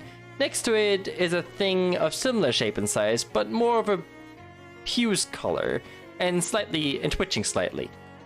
The other thing. As soon as your knife pierces the skin of the puce-colored vegetable, it bursts open and thousands of tiny pink mites pour out of it, scampering everywhere on long spider-like legs. They vanish quickly, finding various crevices throughout the kitchen to hide in. Hopefully none of those crevices belong to you. You calmly slice what's left of the vegetable and add it to your salad. The perfect thing... Just gonna lurk now, take care. Alright, Patty, enjoy your lurk. The perfect thing to top off a salad, in my opinion, some nice fresh cherry tomatoes. You do find a small bowl of round things that might be grayish-green cherry tomatoes, or rotting grapes, or old pickled quail eggs, or maybe just green olives. I hate green olives. Yeah, olives suck. There's also a plant that has sprouted some berries of similar size and shape, except they're white. Well, not exactly white, sort of off-white, except the off part isn't quite the same color you get in normal off-white. The whitish berries. We're making an alien salad. It turns out that the berries are firmly attached to the stem, and as you pull on them, the skin slides off of the berry cores with thin slurping sounds, leaving behind wet round nodules. like peeled grapes, each with a large circular black spot at the end. These spots will be milky white fluid as the nodules deflate. You arrange the skins on your salad in an aesthetically pleasing pattern. Now you just need some kind of dressing to top this all off. Luckily, there's 2 bottles in the fridge door. One filled with something grey and labeled blue cheese dressing, and one filled with a bright pink liquid and a handwritten label that says number 3, with a skull and crossbones. Pirate dressing! You open the bottle and pour a generous helping of hot pink number 3 onto your salad. It's thin and oily. Maybe it's a sort of raspberry vinaigrette. Maybe you could pretend that. It smells like chemicals, which I admit is vague, but I can't think of any other way to describe it. The smell you thought of when I said it smells like chemicals, that's what it smells like. Well, I guess congratulations are in order. You have successfully created something that technically could be called a salad. Bon appetit.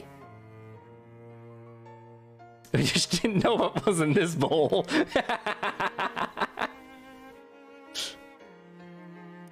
Yes, shadows.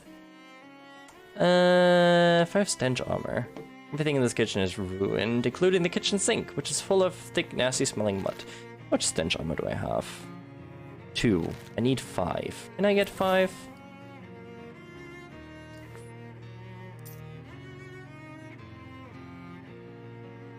I think I already have one of those. Yeah. This only gives me 2. Damn. This leads to the dirt room. There's no space in there for you. Well, there's a dog dish with the name Barker stenciled on the side. Grab it. Barker's water dish. Oh.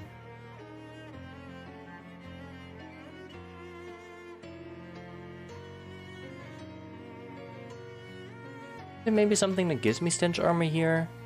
Big bear label plant food. Big urn label plant beverages. Fill up the dog dish. Ah, nice.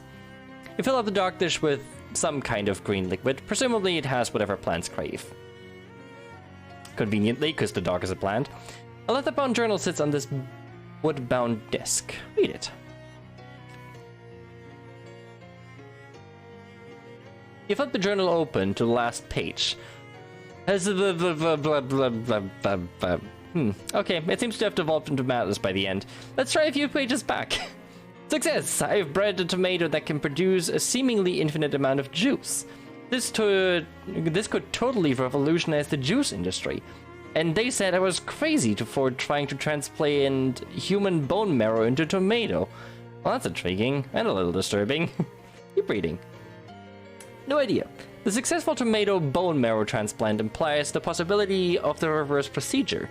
Transplanting plant organ structures into mammalian subject must investigate. You skip over a lot of technical mumbo-jumbo and analysis of experimental results until you get to the next readable bit. I'm certain that I finally got this right, but the woman at the pet store refuses to sell me any more rats until I explain what I've done with the last dozen. And I don't think she'll like the answer. I hesitate to use my loyal companion Barker for this purpose, but he is all I've got left. Anyway, there's nothing to worry about. It will definitely work this time. The poor dog.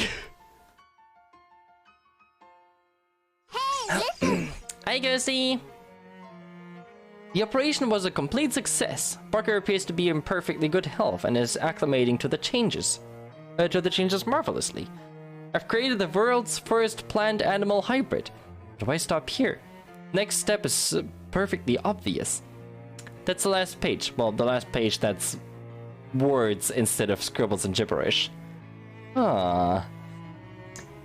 Mr. Kellis had a pretty nice alchemy setup here. Make some potions. Do I need anything? Bench armor, spooky armor, sleaze armor. I mean, I can make one of each, really. Bench armor, spooky armor.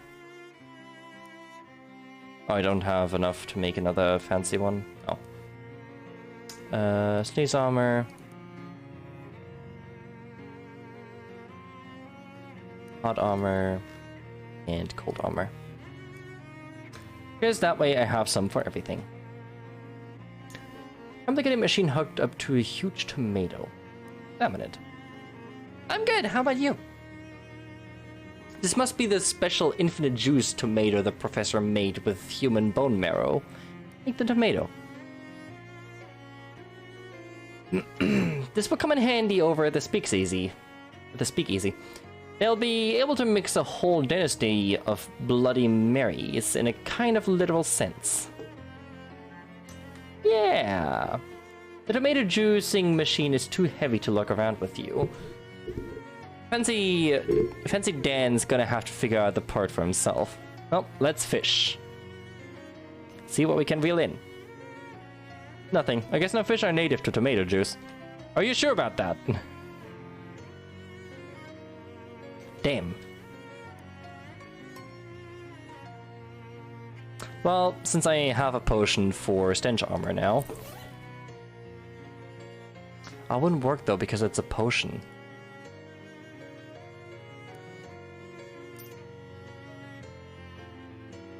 Yeah, because it would get rid of this potion and then I lose the... Well, it gives me 5. I guess it would be fine. Then I can use this. You glop your hand into the sink and splorp around until you find something. Drumstick ring. Turkey Timpani also reduces the target's muscle, mysticality, and moxie by 1.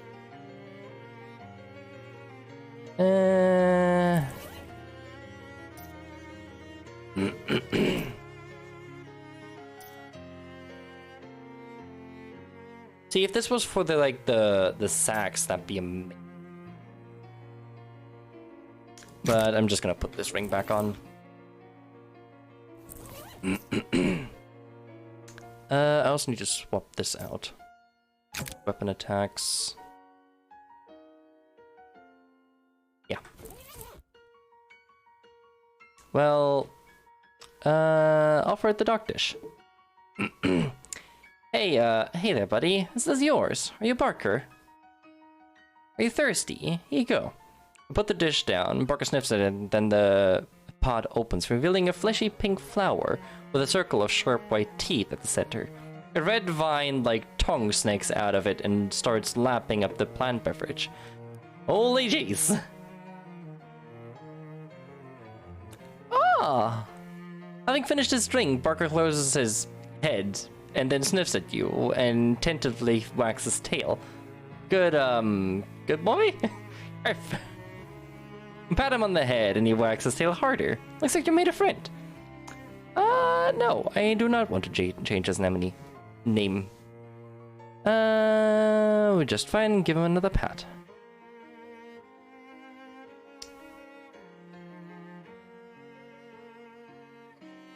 I can take you in place of Molly? Sure. Hey Molly, mind waiting for me at Moonlight Cove? Okay, sugar, but it's rude to keep a girl waiting. Barker flaps over his head and licks your face with his vine tongue. Well, that's gonna take some time getting used to. Good boy. Good boy. I will gladly take a pet plant dog. This greenhouse was clearly built by a botanist and not a carpenter. Yeah. Ah.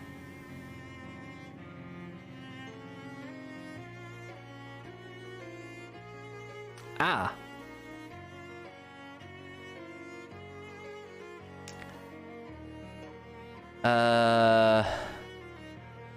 Anything else I can interact with here? Well, let's go ahead of all. Should be okay. Okay.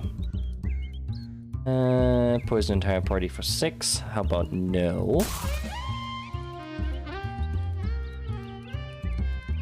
I can only hit you for 5, so...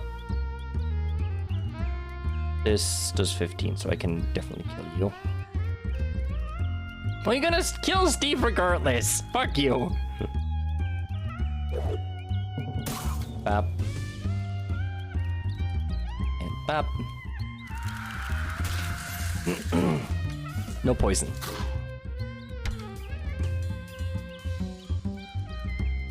Cargo by the mace plant.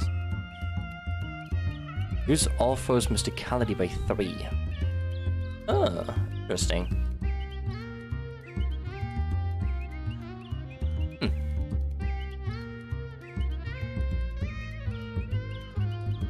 Oh, your fridge stopped working. That's not great. Hopefully you can get it all moved somewhere that it doesn't go bad then. That is really not good.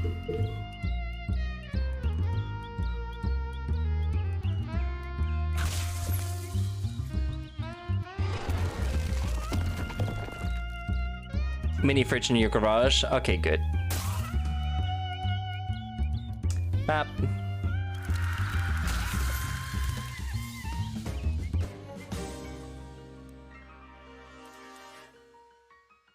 Well, let's pull some more weeds. Ow.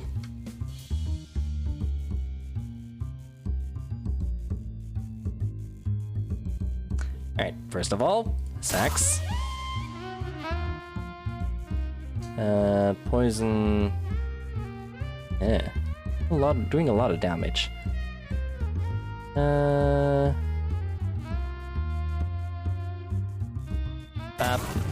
Less damage, please. No poison.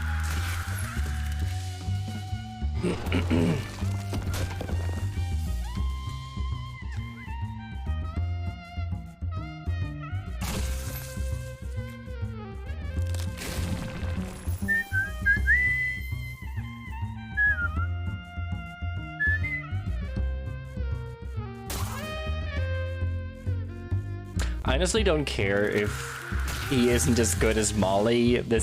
I like this.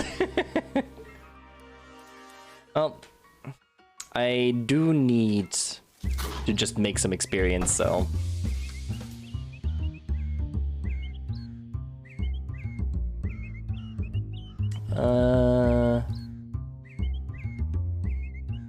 Well, sacks. I will hydrate in a second.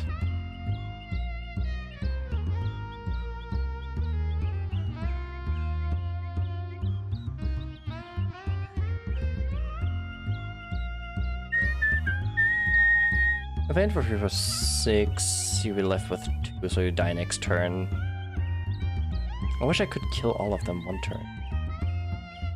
I can't. That's fine.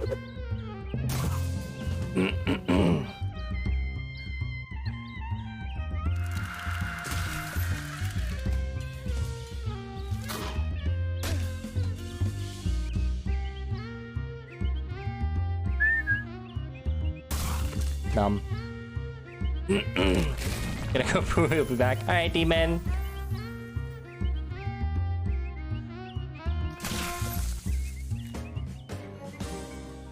Another odd fruit. Yeah, because I need to get some experience, because fights are getting pretty damn tough.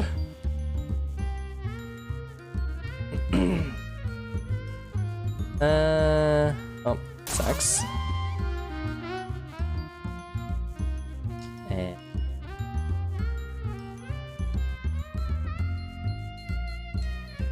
Sucks. And then shoot you.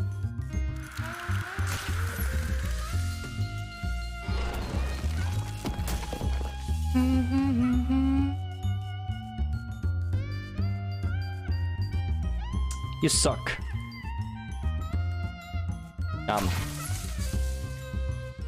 Why do you have to heal?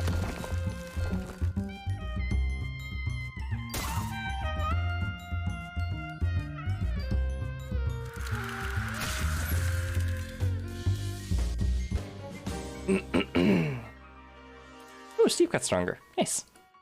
Alright. How much experience do I have? 271. Cool.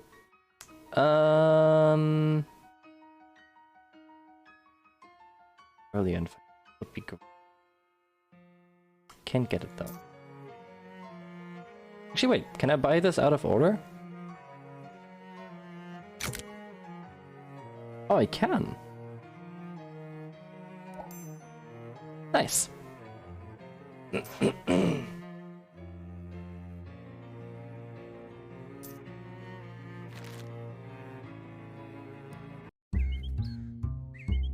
Oh, and let's kill some more wheats. Sacks.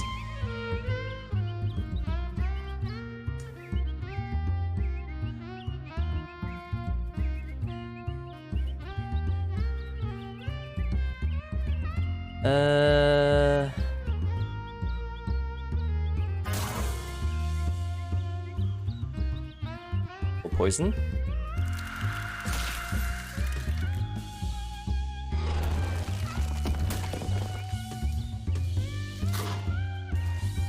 Aw, how dare you!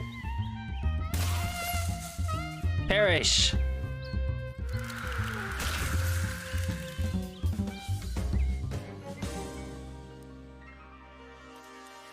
Alright. Have enough so I can get this one. 1 extra damage to ranged attacks and gives me extra muscle.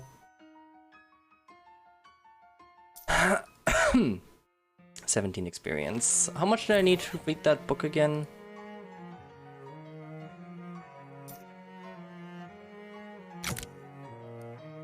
Fine. 100 to upgrade the Piano Crush. 50 for another hot armor.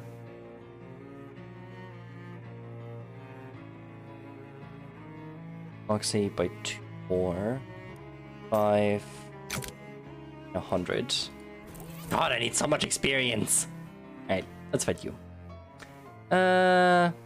Examine it.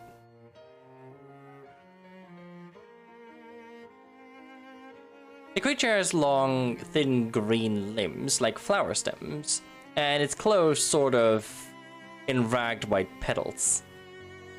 Its head is some kind of plant pod.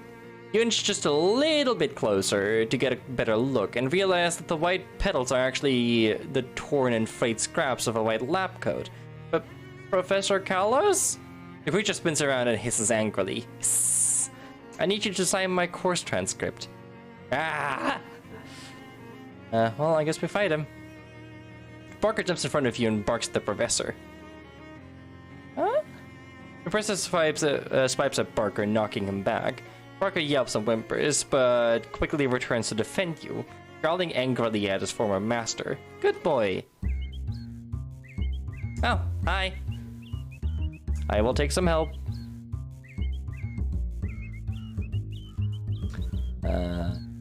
Well, I don't need the sacks for this one. So I shall take more Moxie. That's more damage.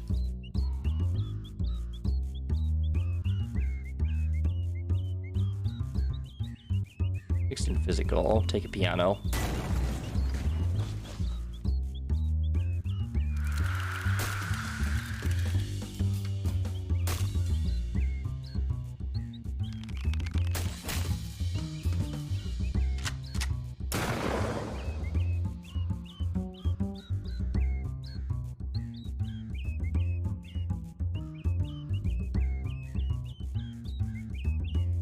Might as well.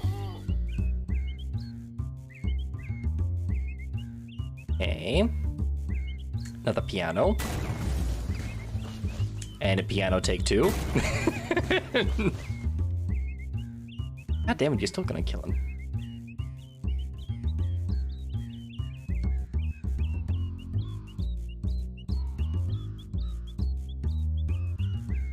Much health? You have 9. You do exactly 9 damage.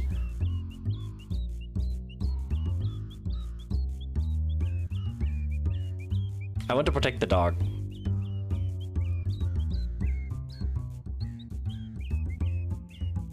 There you go.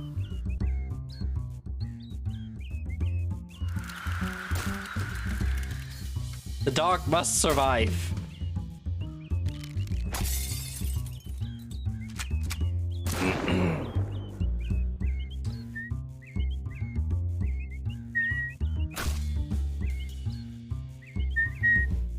Wants to show you his true face. Well, let's reduce your Moxie, I guess. Although I'm pretty sure I one-shot you with the next one. Yep. Perish. Yuan! Looks like people who live in glass houses shouldn't be plants? That's right. The crumpled remains of Professor Carlos. He's already starting to wither and smell bad. Gross. Ah, dang it. Now, how are you gonna get your transcript signed? Urchin. Worker sniff of Professor Carlos's body. I'm sorry, boy. I know it's hurt, but we did what we had to do.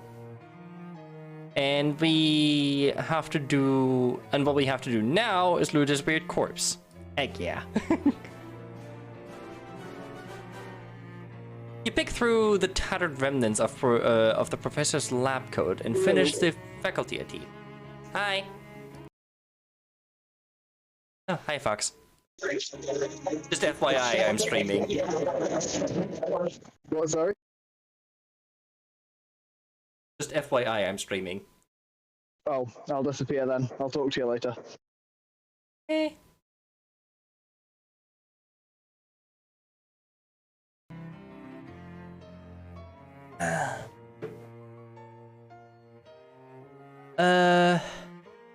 Pick through the tattered remnants of the professor's lab coat and find his faculty ID pen. Nice. Muscle and physical damage causes me bleeding. Thing? Oh, offhand item. Oh, nice. Well, a signature written with the professor's pen should be just as good as if it was signed by the professor himself, right? Nobody could possibly dispute that. You signed your transcript with a reasonable approximation of the signature on his ID. Rawr! Imagine showing up here. Hi, Pax. How was work? You also find a pair of pants discarded in the corner. Guess the professor grew out of them. You take them for good measure, by which I mean you measure them and they fit you, which is good. Alright. Regenerate 3 HP per round. Ooh. 4 HP regeneration. What am I wearing right now? Moxie. Fuck that. HP regeneration. Ah. I'll talk. Yeah, but do you know how to sniff out trails and stuff? Like a bloodhound. No, in case we get lost. Chases his tail until he gets dizzy and falls over. Okay, well, I guess I'll pay more attention to where we're going. Parker takes off after a squirrel, which Wesley bolts directly up a tree. Give it up, but he's got home turf advantage.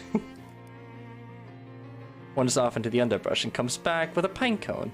Good boy, do you want me to throw that for you, or you can just eat it? Sure. If you were a regular dog, I'd object, but I guess I'll have to trust that you know what you're doing. Somewhere off in the distance, a wolf howls. Parker gets nervous and huddles against your leg. Ah, don't worry, boy. Wolves are carnivorous. They probably wouldn't even know what to do with you. I'm the one they'd go after. Alright. Parker was just boring because there was only you and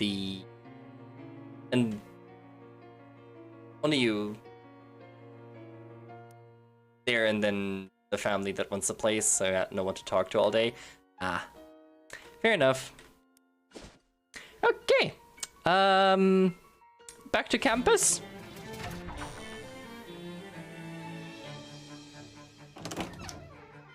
Guess not here.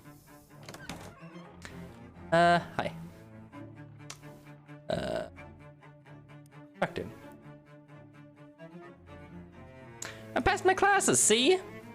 You hadn't had your transcript, and he inspects it carefully. After a moment, he nods, hands you back your transcript, and gestures to the door with a thumb. Thanks, Dad. To the stacks.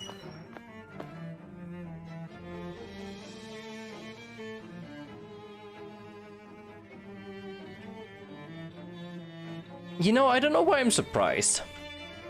All the furniture has been pushed into the corner. Freezing cold outside. Be back once you're home. Okay. This old man is chanting something in a language you can't understand, apparently conducting some kind of dark ritual, with a rather important looking book, which you'll have already noticed is generating some kind of ominous dark portal. Interrupt him. Excuse me, but what do you want? Can't you see I'm busy? Well, it's just that I'm looking for a certain book, and I'll be frankly amazed if it isn't the one you've got on that pedestal there. And you think I'm going to give it to you? Get out of here. Who are you? You don't recognize me? Should I? I've only been enrolled here for an afternoon. I'm Dean Wormwood, and if you don't leave immediately, I'll expel you. I already graduated. I'm made out of this dimension. Oh. What are you actually doing? Didn't I just tell you not to interrupt me? Yeah, but you're already interrupted now, so you might as well tell me, right? Oh yes, certainly.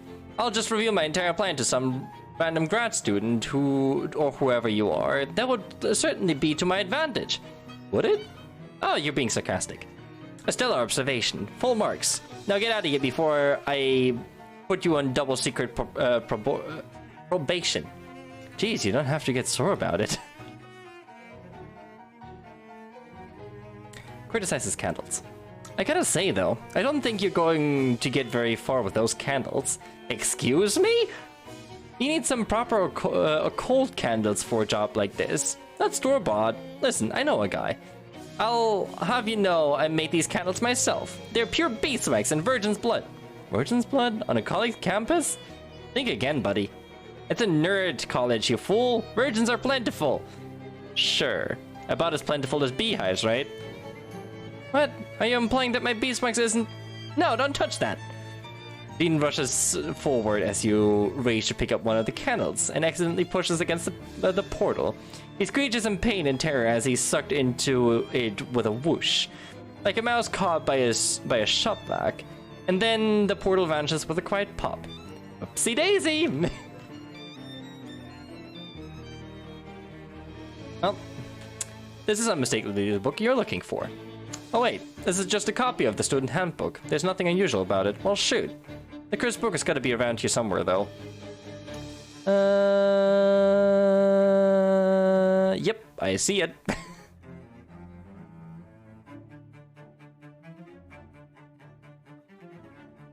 Ah, there it is. This is unmistakably the book that you're looking for. Check it out as an examine or as in borrow it from the library. Both? Libra Umbra Malum Avila. It's evil. The book radiates menace. The spine is as dry and cracked as the spine of a spooky skeleton. The binding reminds you of a skeleton bound to a dungeon wall with rusty manacles. The picture of a skeleton on the cover is also evocative of something scary, but can't place what it is. Read it. You open the book. The symbols on the first page writhe and change. This book is dangerous. You shouldn't read it. But I want to read it. I want to read it! Let me break rules. Okay. After long last. Finally back to Murray's Antiques. This took way too long. What was your boon again? Muscle, physical armor. I'd rather have the physical armor. Yeah, who's a good kitty? Alright, I'd like to uncurse the book. Ita vero, for the grim Latin tome to the machine. Your head tingles as the machine thrums and vibrates. Inhuman vowels ululate. I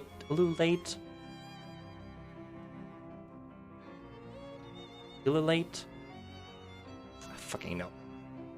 Ululate in your ear. Dark words form at the tip of your tongue. A cacophony of language reverberates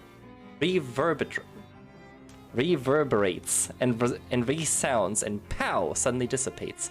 The curse is severed from the book. All that nasty Latin has been wiped away, revealing the uncorrupted beauty beneath. 101 delicious mutton recipes.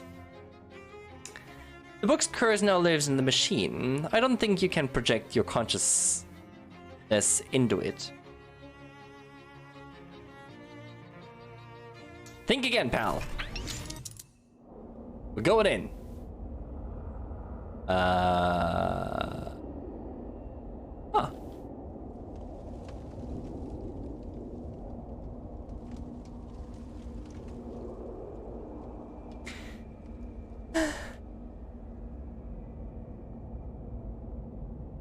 Okay.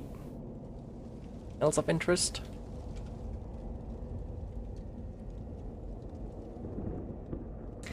I guess less much of the wolf still he haunts. Hail, Saki. Bit on the son of Rome, Grimhild.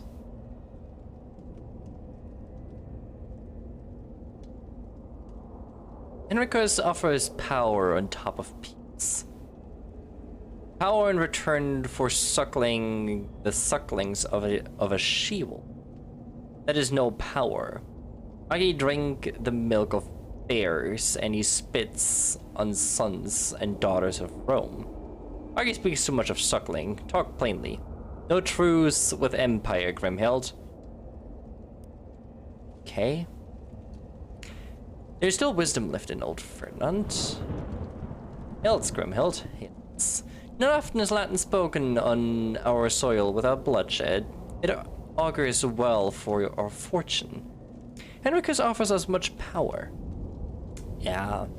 Tribes who ally with Empire are greatly rewarded, but I can name no tribe who would be as powerful as you, Grimhild. If you are good to that man. Freyntnad, don't speak of marriage at this time. Why scold me? Would it not go well for our future and yours? A secured peace for all, with much power to you, and benefits. Would you not like to have fine silks, Grimhild, and spices and fine creams? Eh? Ave, barbarian. Hails. I just stand before you in the name of Imperator Gaius Julius Caesar Divus, dominus of these lands. The Imperator's birthday is next Mercury's Day, and it's a big birthday. He will be 40. Sign his birthday card, barbarian, and the Empire shall look with favor upon your tribe.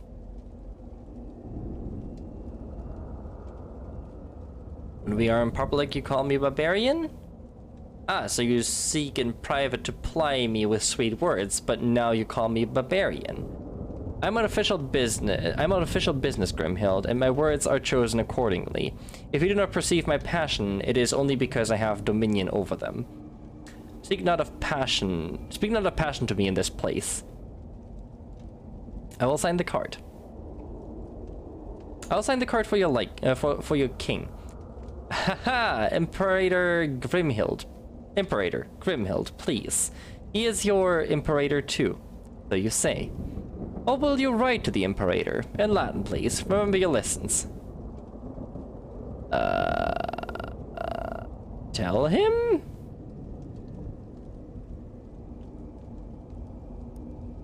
Happy birthday? In Latin, Grimhild, please.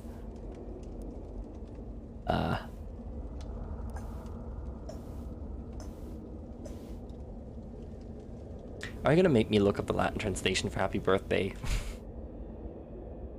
Oh.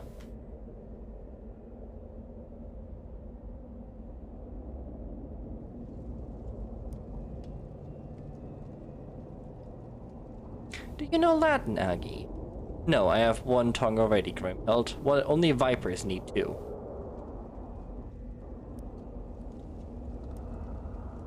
Do you know Latin? If I only did, I would die happily in the bibliothecas of Rome. In the walls of those magnificent libraries of Empire is all the knowledge of man. It is not possible, all knowledge. But it is. The reach of Empire is wider even than our wildest imagination, Grimhild. If you sign that card and walk by his side, I think you'll finally see this. So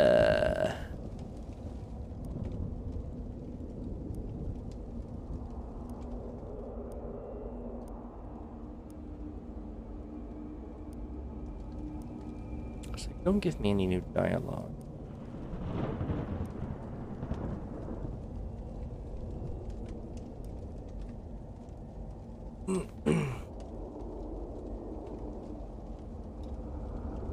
I do not know Latin. It caused me much grief, Grimhild, to hear you have taken so little from our lesson. However, it shall give me great pleasure to continue them.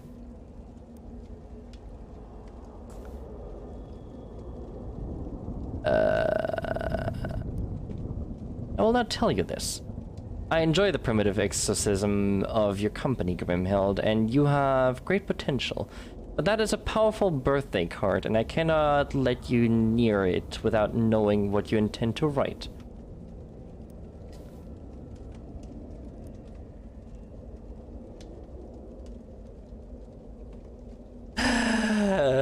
I guess I'm looking at the Latin translation.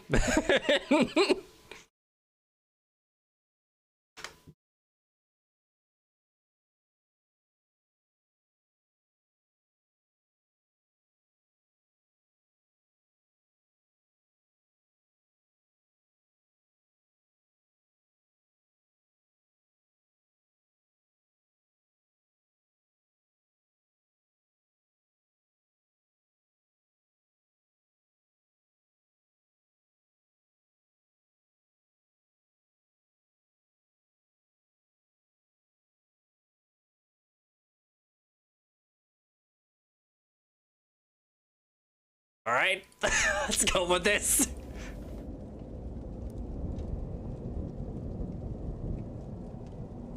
Hey, why can't the barbarian teach their children Latin?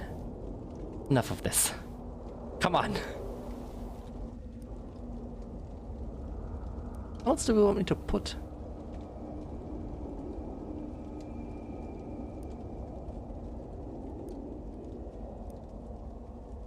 Do you just want me to write happy birthday?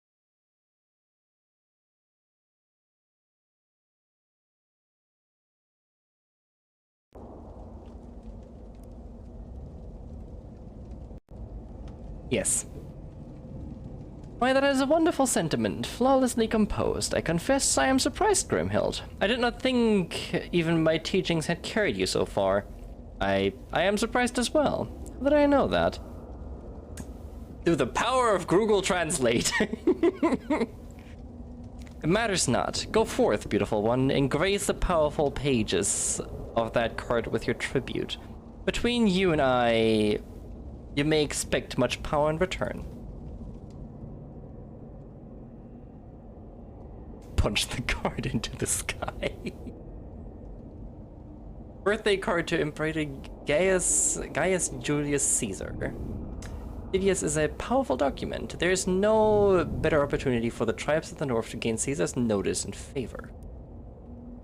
Consider your message carefully.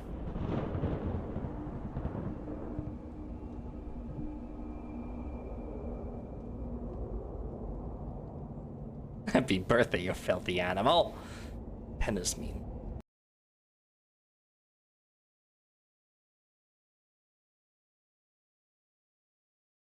Poor.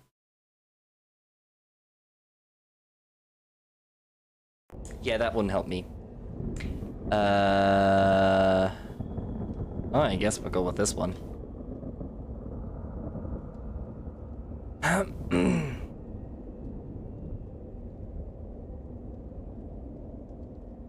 You make your mark in tidy script. A sentiment equally in elegance only by your penmanship.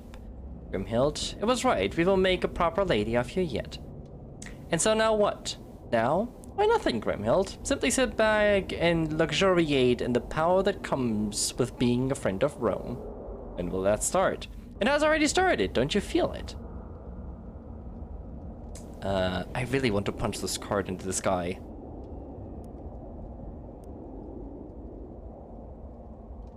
How do I get 6 muscle?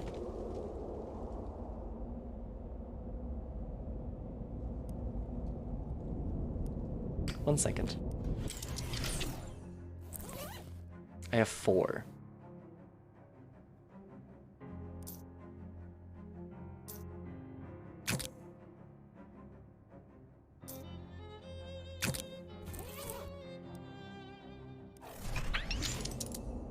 Does this work? Yes! Punch the card into the sky!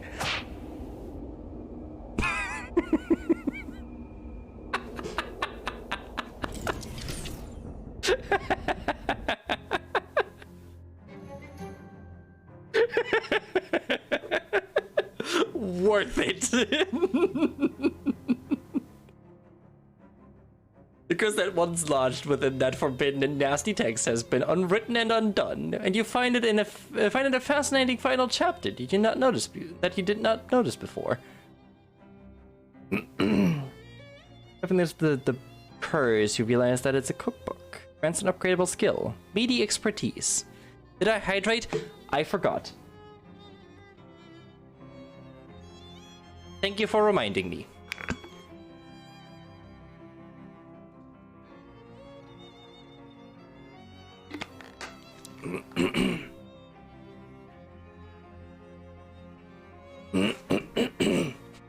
Happy birthday, Caesar, wherever you are. Thanks, Luna, but it's Jessica, not Caesar. And it's not my birthday. My mistake.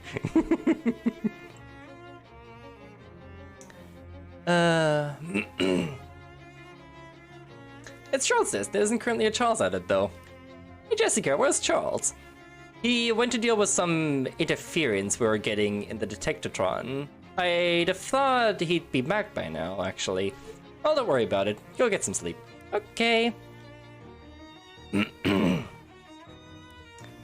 Anybody want to play chess? Jessica? Sure. Sure.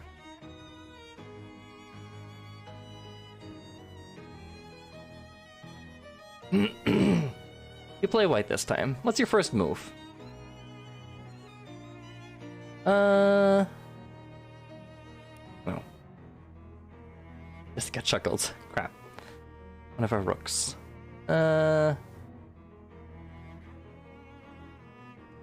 Bishop who dealt with the maneuver. Sun was in my eyes. This is one of her rooks. To play one of your rooks. Snowman's queen maneuver.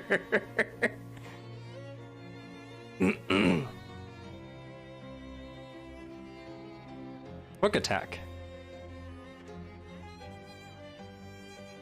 Loot queen ploy.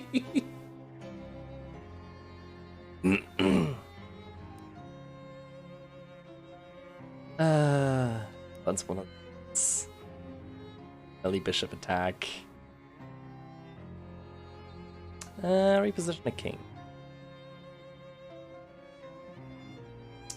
What's the king? I don't have that.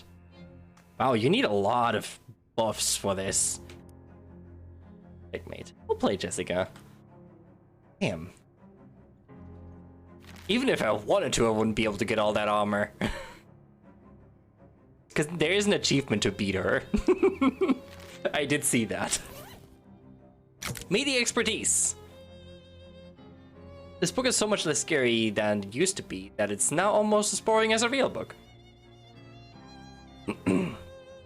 This 11-chapter cookbook consists of 1 chapter of actual mutton recipes, preceded by 9 chapters devoted to techniques for securing the mutton in the first place. That's not the interesting in mutton. You're not that interested in mutton acquisition, but the tips you have some general applicability.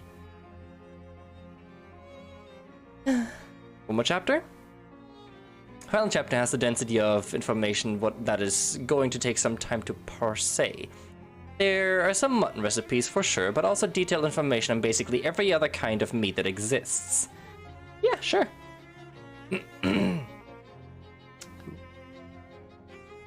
chapter goes into dismaying detail about all kinds of meat, and you glean some useful facts that will help you find more meat than ever before. Nice. Alright, time to sleep. Oh, didn't mean to walk up. You hang your sit pennant on the wall. Now anybody who comes to visit thinks you're educated. And that's the important part. You set up Rufus's hot plate on your desk. Convenience, thy name is science. Oh yeah, so I can cook food here now. Right. What did Rufus need again?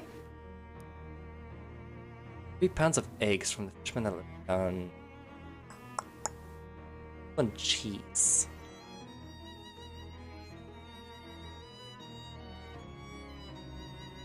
Oh yeah, I can hand in the mesquite chips. Pork soda. I can actually go buy those now. Okay, let me finish up those 2 side quests.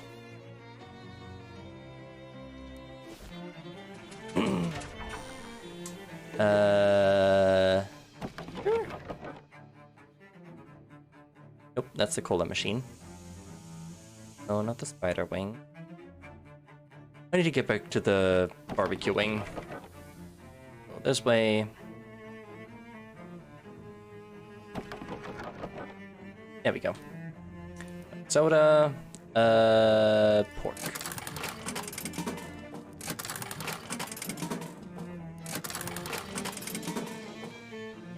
Alright, 3 pork sodas. And now I need to get back here. Oh, nice. Actually, no, I need to go here.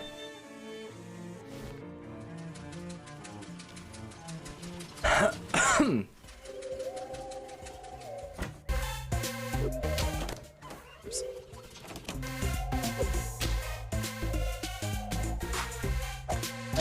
Give them the wood chips.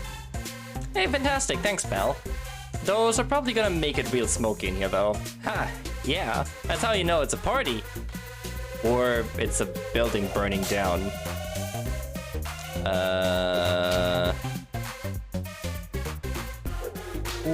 Oh yeah, it was you. Did you bring me my trait, pal? Yep, got it right here. The soldier syrup. Increase the damage of your ranged weapon attacks by 5. Thanks! Don't mention it, unless you decide you want more later, in which case, mention it. Got it. Wait, can I get more from you? Oh. 5 cotton candies. Have them in the Ocean City Broadwalk. Okay. Okay, so I can get more of those.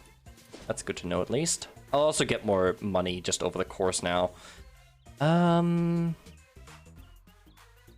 Where would I... Tons of eggs from the fishermen that live down in the soup beneath Sit.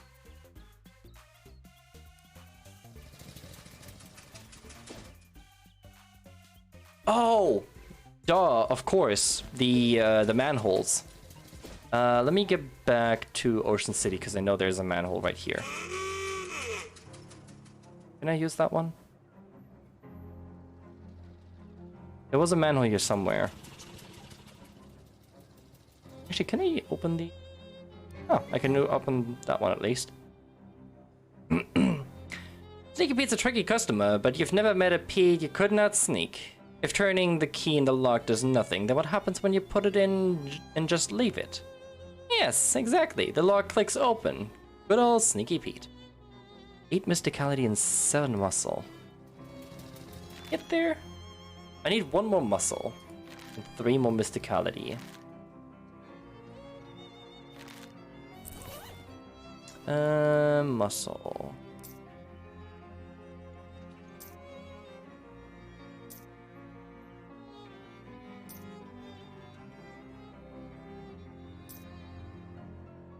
Muscle and mysticality by 1. Yeah, that works.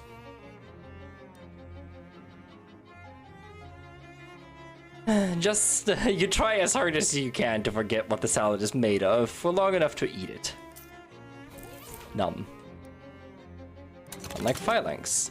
It takes everything you've got, but finally the sturdy keyhole of Phalanx falls to you in the contest of raw strength. Crest Ironhide gives you a nod. Respect between gladiators. Alright, now I need, what, 8 mysticality?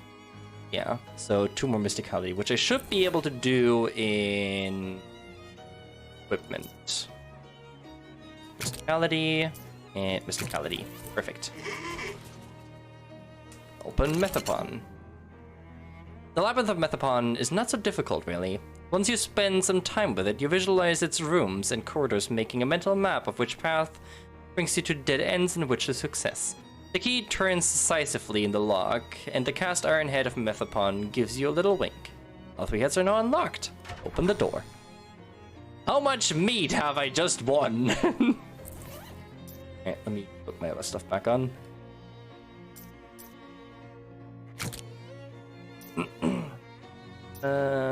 Radio. Okay. Blake has gone green with H. Today we celebrate our opening and of Securis Building and Loan. Plunkett Street, Ocean City.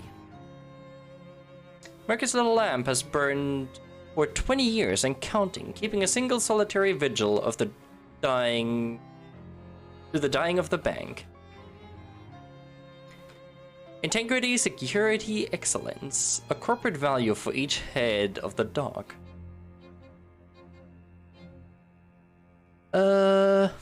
Standing by the cash register, you fantasize about what it would be like to have a service job instead of whatever it is you do. Yeah, I do all of those. It lands on cursing. Oh, that's right. Open the cash register. The drawer is sealed shut and there's no obvious way to open it. There's nothing you can do with the cash register at all, in fact, other than bang on the numerical keys as a toddler might. Hit some buttons. What if I just did punch 9 a bunch? Side effect to smack the big keys, but no further effect is produced. Well, I can just force it open. Boop. Force it open. The metal comes loose with a firm pull from your powerful horse hands, but your doing so triggers the bank alarm. Oops.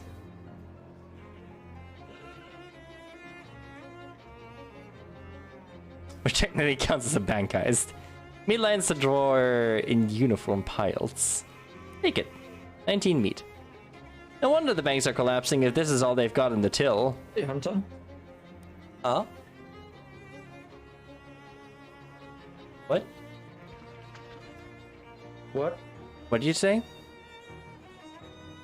No, what did you say? I was reading text. So... There's no visible means of opening this monstrous vault door. Kick it! Ow. Punch it! Damn it.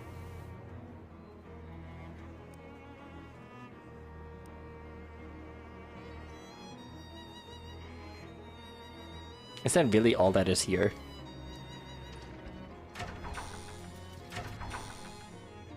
I don't believe it.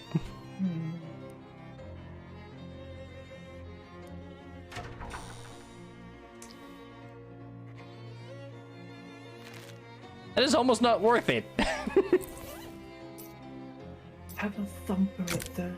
Fuck my. Oh well.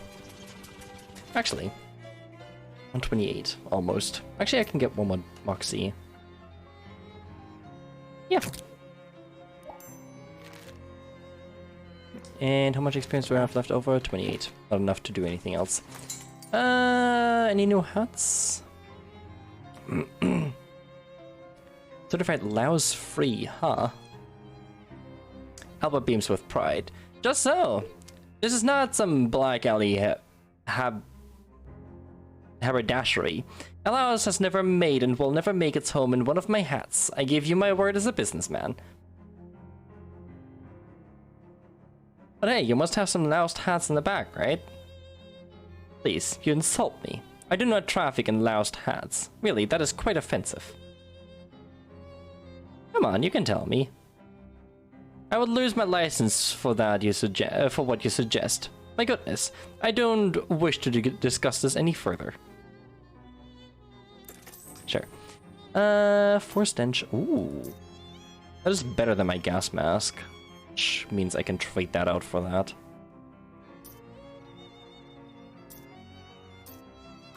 Sell that. Buy this. 3 spooky armor, 2 physical armor, 2 cold armor. not bad.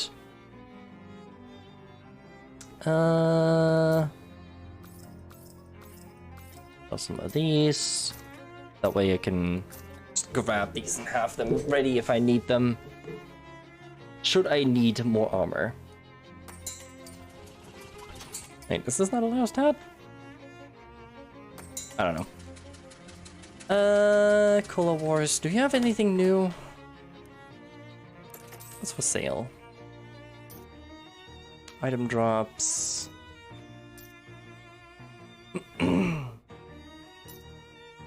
Damage to all enemies.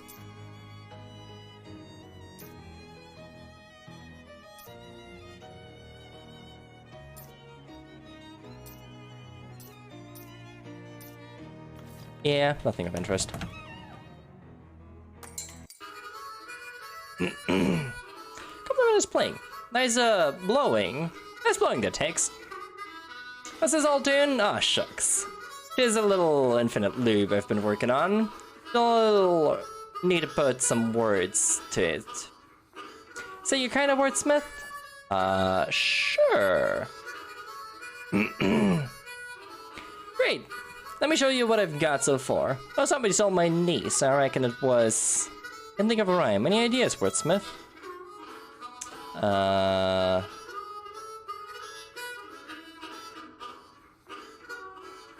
Somebody stole my niece. I reckon it was...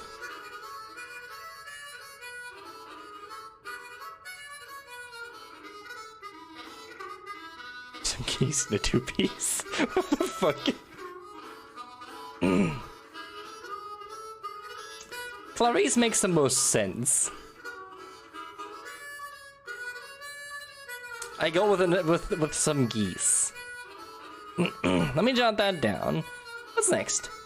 I can only write one couplet a day. Elsewise I'll have a stroke. Can I see you're stuck? Moxie plus 4 physical damage. Nice. 3 physical damage. 3 physical damage and causes 1 bleeding.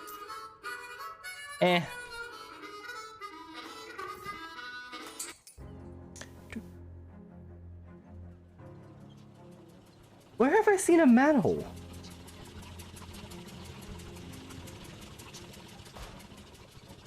Was it in the post shop? Or the post office?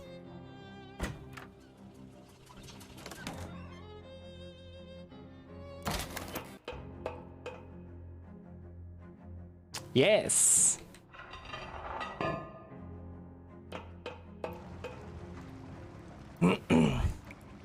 Also under the watchful eye. Oh, there's only one way. You step through the hole in the wall and down a short tunnel and emerge in front of a whole crowd of yelling fishmen. This almost sends you into a panic until you realize they aren't yelling at you. They're yelling at 2 fishmen pummeling each other in a boxing ring. Looks like you've discovered a little underground fighting league. Huh, okay.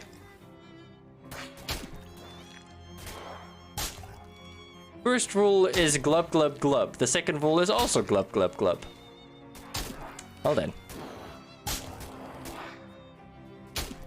This guy almost looks human, apart from the gill flaps and the big fishy lips. He's either commentating the boxing match or participating to be a world-class gargler. Ah, we don't get many humans down here. You here to bet or to fight? So can I join in on the fighting? Sure, kid, sure you can. Only rule is bare knuckles only, no weapons. Plus, this is the only title bout, and we can't interrupt it. Sharky and Tommy been going 21 rounds already, so if you want to fight, you gotta jump in there and beat them both for the title. What do I get if I win?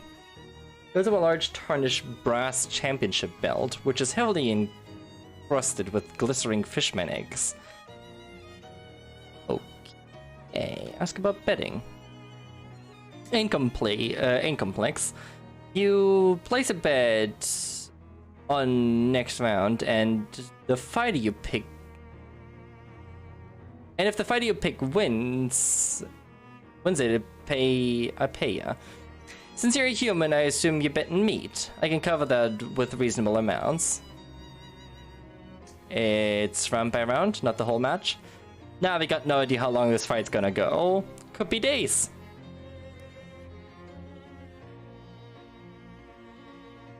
Well, I don't have that much meat, I guess.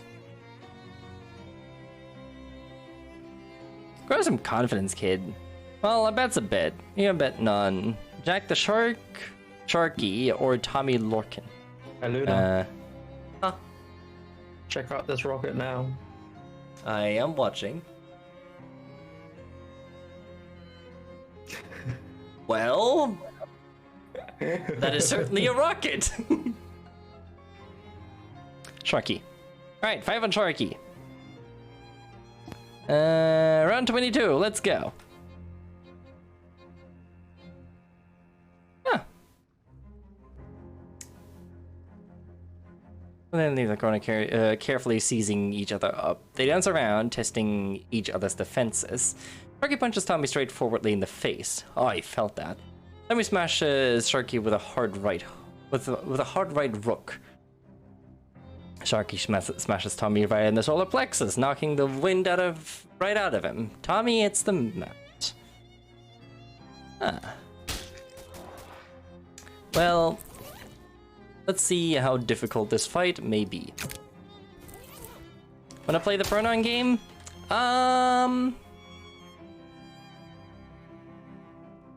We'll go with him today. Sound like a plan?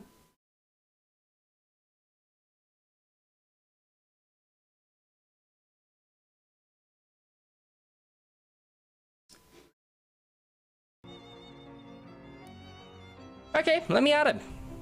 Okay, kid, you're funeral. What's your name? Lunasulpix. Ladies and what? In a challenger approach, facing Jack the Shark Sharky and Tommy Lorcan for the championship title in round 22. Una Chumbucket-Pix. Thanks. Hey, good luck, kid. You're gonna need it. Yeah, let's see. Oh yeah, these guys are tough. Yeah, this is not gonna be fun. 7 damage.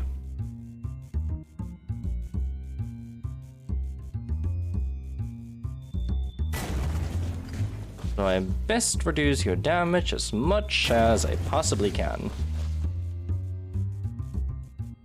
Actually, that would have been smarter. Ah well.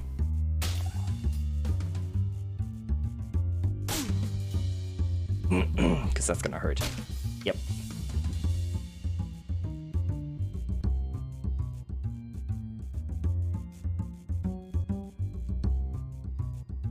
Do it for 7, 6.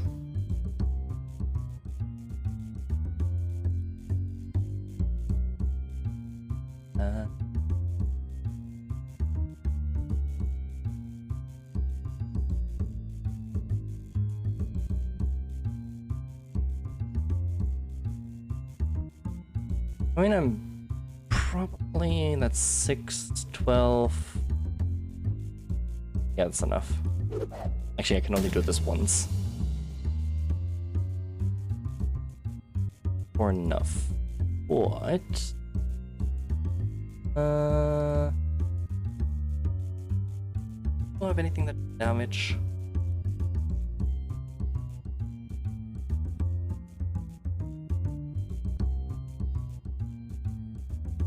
Yes.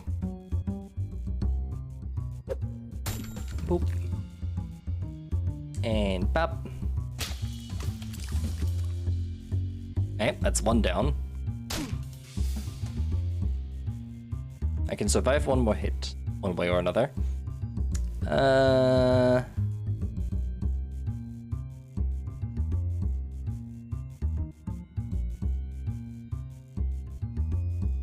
Well, I guess go best then. Bop. And bop. And bop.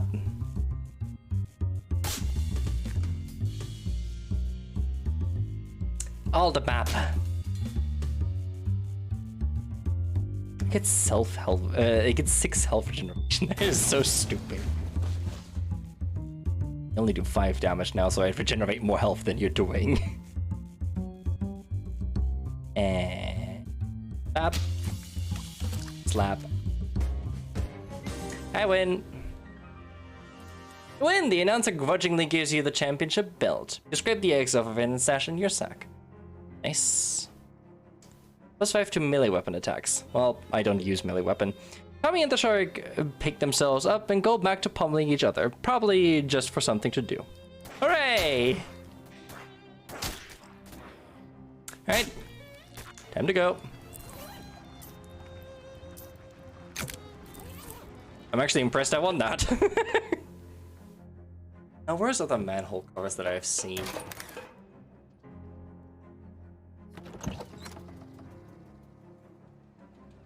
I think there's one on I know there's one on campus, I just don't know where. And I'm not tempted to just go search for it now. Alright, well, nap time. Or not. A fresh briefcase sits atop the nightstand along with a fresh note.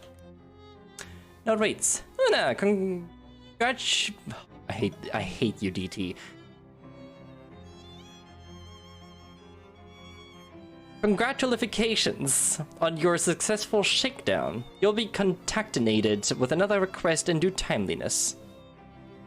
Nice. Work for the Mafia pays out. Can I not sleep? I thought I was done for today. Didn't I do that? I got the book and possibly a bachelor's degree in botany. I'm not exactly sure. Ah, sounds like a busy day. Yeah, that's a fair assessment. I'm going to bed now. Alright, sleep tight. We're having some trouble pinpointing the next artifact, but we should have it sorted out in the morning. Alright. Oh, there's a message. Called on to you with a phone number. Alright. Upon auditorically processing the alert bell from this telephonic device, I have answered it. Come on, Don, dial it back a notch. As it is you have dialed my number. I do not entirely understand this request, Lunasulpix. Alright. Well, anyway, what do you need? Our observationalists have reported that you have or will so become operational within Porkham, in the locus of education known as the Seaside Institute of Technology. I don't think I care for being observationalized. Our agents are quite discreet and obtrusive. They will not hinder your activities. That's not the problem. Would you preference that they take a more active role? No. Why did you pronounce it like that? Oh, forget it. What's the job? The specific task we require of you is too sensitivinal to communicate to you in a telephonnular manner.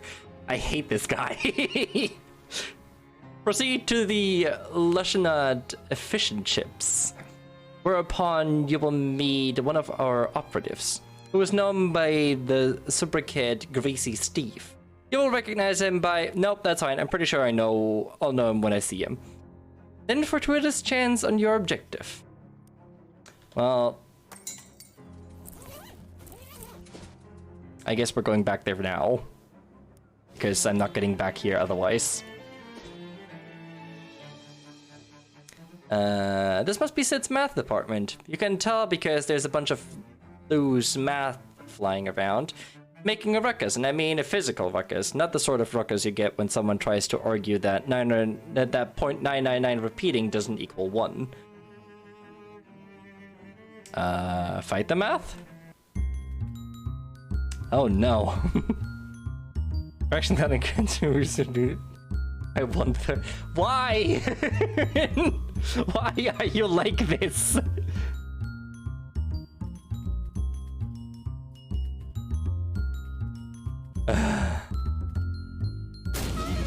Sax. Kill the math. Well, you're gonna increase your muscle, so I'm gonna reduce your muscle. Kill the math.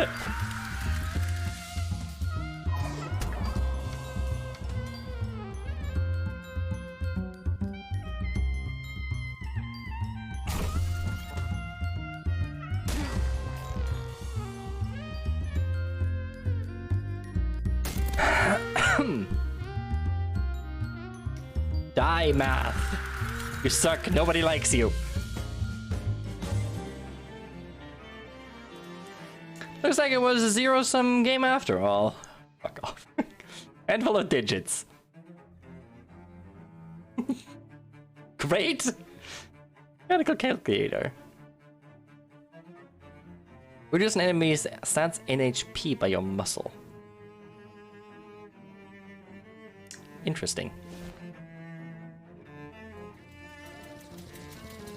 One statue with a metal diving helmet for a hat. Sad looking hobo selling pencils.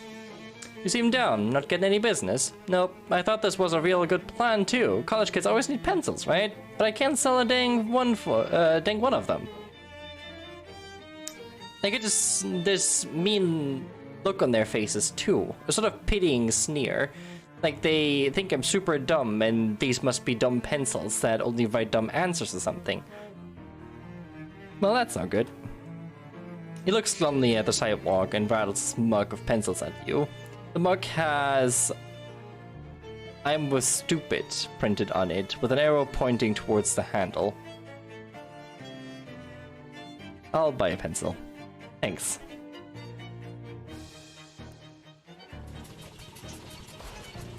Alright, fish and chips.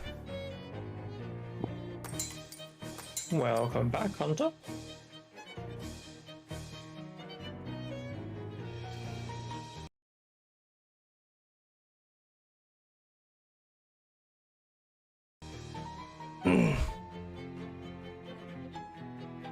Actually.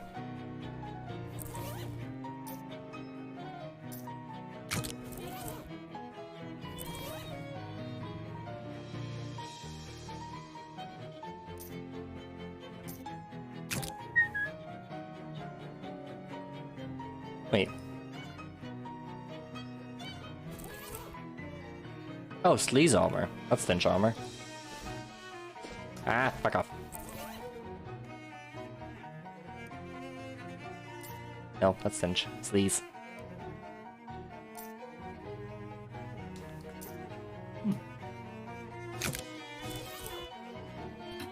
I need 5. Well, this gives me 4, so I need 1 more.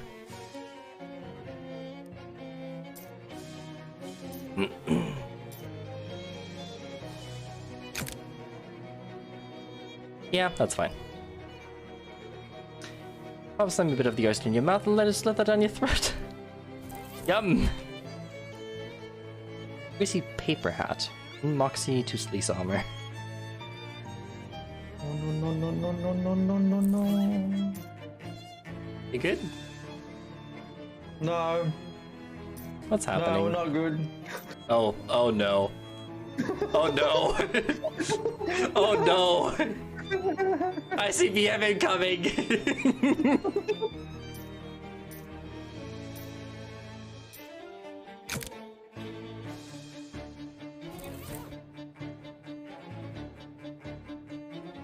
A man in a really slick suit described as such. Yes. Described as such because it is both expensive and covered in grease, stuffing his face. This has got to be Greasy Steve. Hi, you Greasy Steve. Well,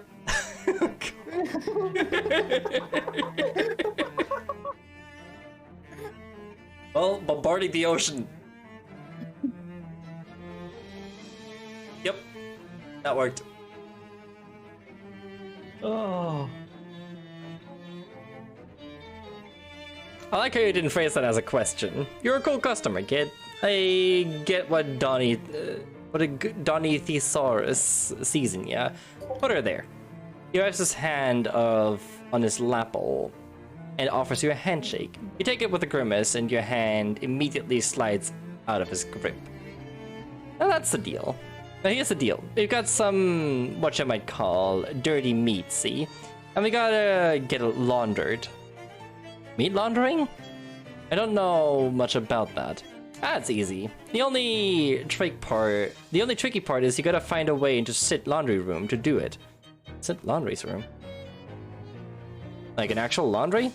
Yeah, on account on how a steamy laundry... It's a steamy laundry, and only a steam laundry is going to be powerful enough to clean this particularly dirty meat. Ew. Yeah, I can see that you see what I mean. Anyway, get that cleaned up and bring it back to me. You'll get your payment. Alright. I know exactly where I need to go. Hi there, is something wrong? Ah, well, I just moved out here for school, and this food is... I mean, it's fine. British Rock can get to space now. But it just isn't like what I had back home. What's different about it? My dad worked at a barbecue sauce factory, and everything we ate was smothered in barbecue sauce. I thought I was ready for new experiences at college, but I'm so homesick.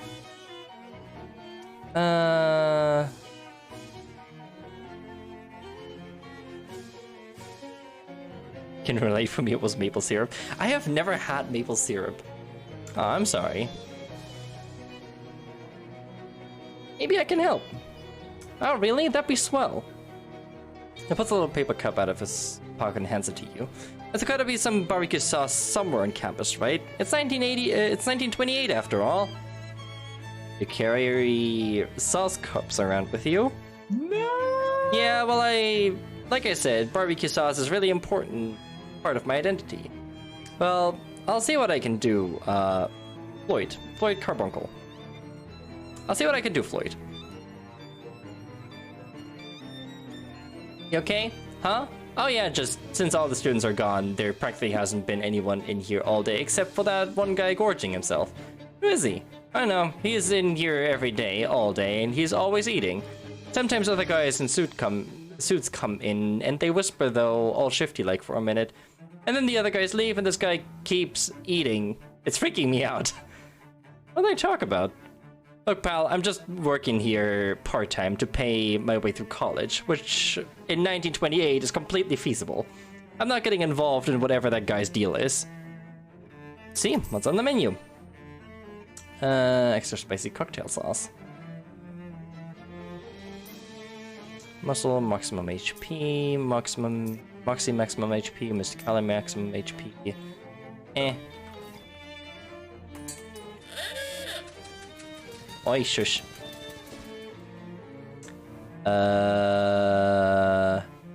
There...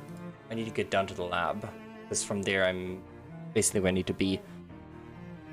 Next to trash can you find a discarded houseplant with a little sign on it reading "Free to a good home." It must have been there for a while because the plant is obviously dead. Reach for the plant to examine it and it startles you by belching out a cloud of spooky mist. The previous owner must have given it away because it was too scary, not because it was too hard to take care of. Indeed it was. Hey, laundry room.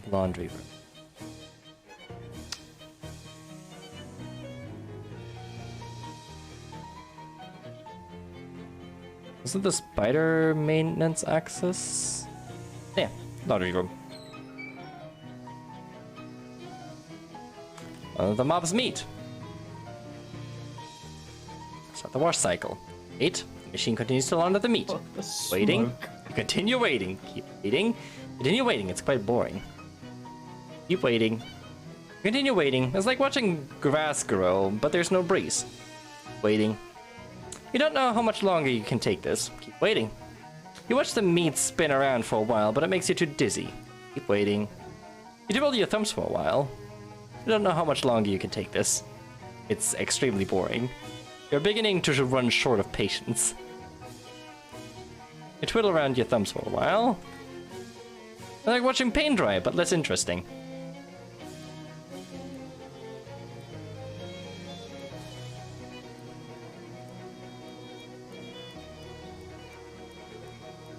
Are you actually gonna continue it at some point, or do I have to skip to the end of the waiting?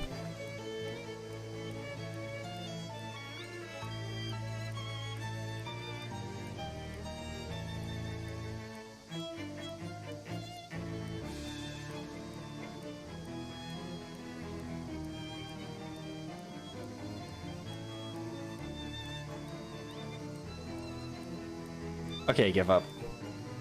You take advantage of the fact that time can pass at an arbitrary rate during one of these dialogues and skip to the end of the whole laundry process. Finally. Right, back to fish and chips. What happened? I look over and I see boosters twirling through this through space.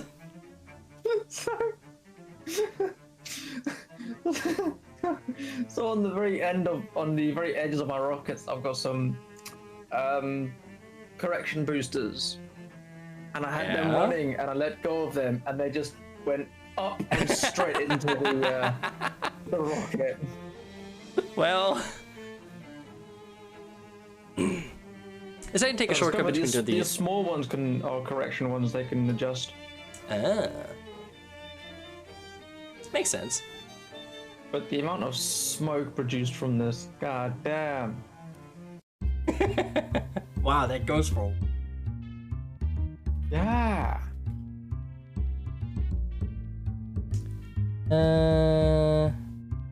Moxie by 3. Why have they got fish heads? Because he's a fishman.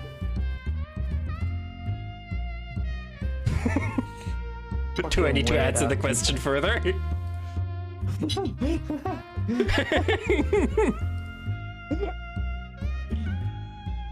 Simple as that.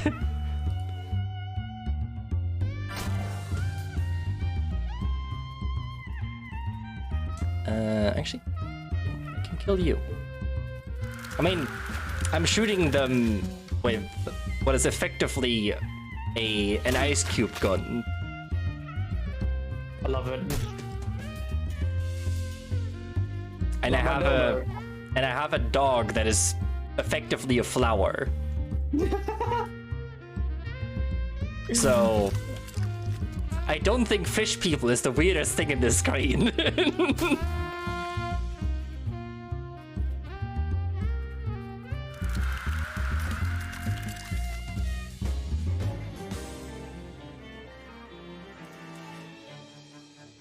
Same as the currency in this game is meat.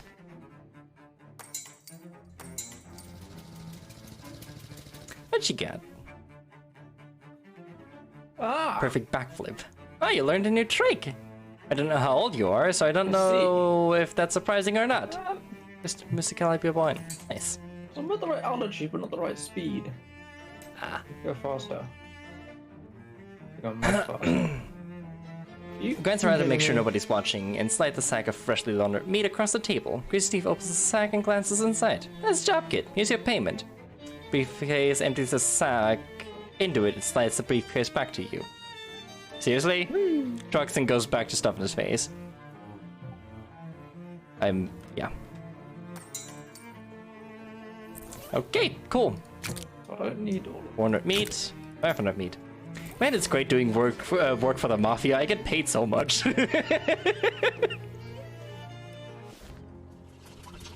I just come back after every day's work and just find another nice briefcase of meat standing there. Need a couple of this. Don Toblerone speaking. Don, that wasn't unusual. That was unusually concise. Are you feeling okay? The boss is mad about her telephone bill. I have been encouraged to keep this brief. I see. Well, what's the job? There we go. Greasy Steve will have the details for you. Ugh, okay. So I'm going back to Porkan. You what? We have the dildo of doom. Oh, nice.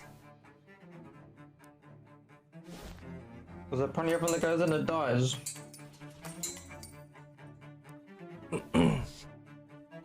Pulls some Drax's sleeve across his mouth. Hey kid, good to see you. Have a french fry. Air fries here? I didn't see that one on the menu. I bring my own from home. I'll pass, thanks. What's the job? The boss had decided we need to send a message to Congressman Chutney. You familiar? Sure. A message is when information is conveyed from one person to another. I mean, with a congressman. Never met him. His son Chadley is a student here. Lives in one of the frat houses, Zeta Omega Omicron. I know the place, so... You're gonna go make young chat sleep with the fishes. Whoa, whoa, I didn't sign up for... Pass you a large sack of rotting fish.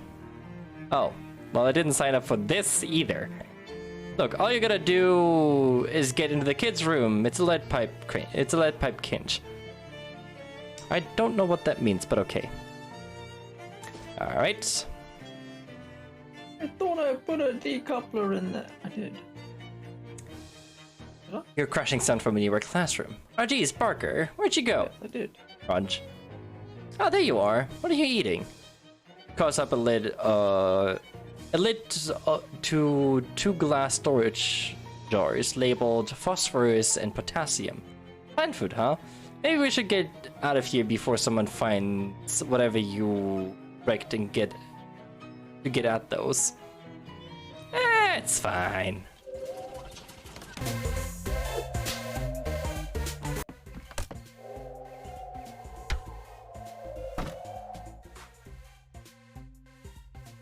He'd sneak into Chad's room and dump the rotting fish out into his bed. After tonight's inevitable rager, he'll stagger back into this room, pass out without even noticing them. The perfect crime.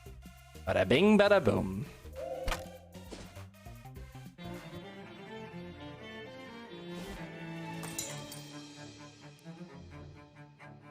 Sit down across from him. Sam, how'd it go, kid? You got some news from me? Yeah, the kid's bed is full of fish. It was a lead pipe kinge, like you said. I still don't know what that means, though. Nobody does, that's why it makes such a great turn of phrase. Anyway, nice job, kid. Now Congressman Chutney will really know who he's dealing with. Sure will. Thanks. Well, back to Ocean City. Ugh, I can't get comfortable in my chair.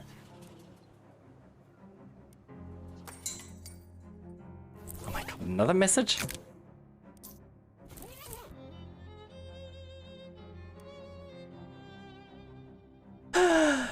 Okay, 1 second, I'll be right back. I need to go to the bathroom.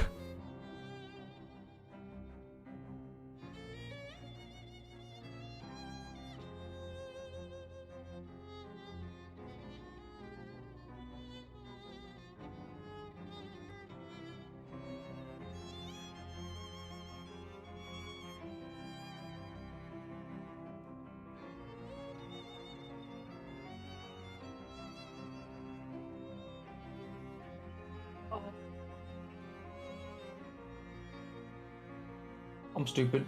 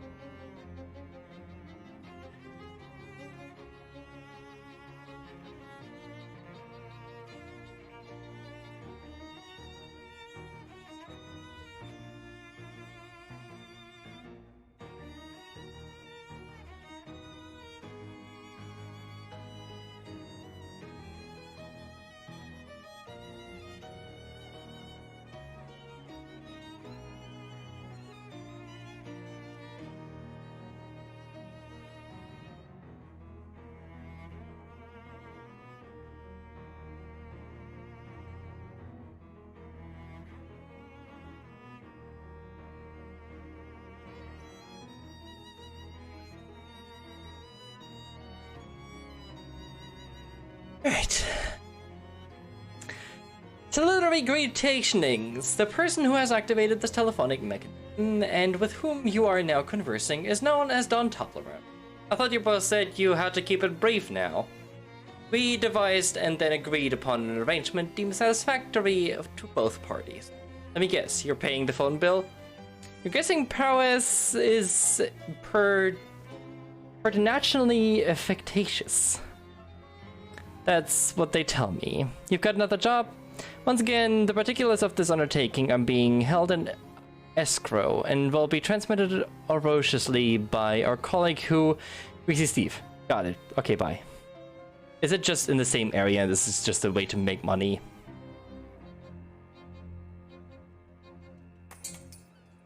Okay, I'm gonna sleep and we'll move on from there.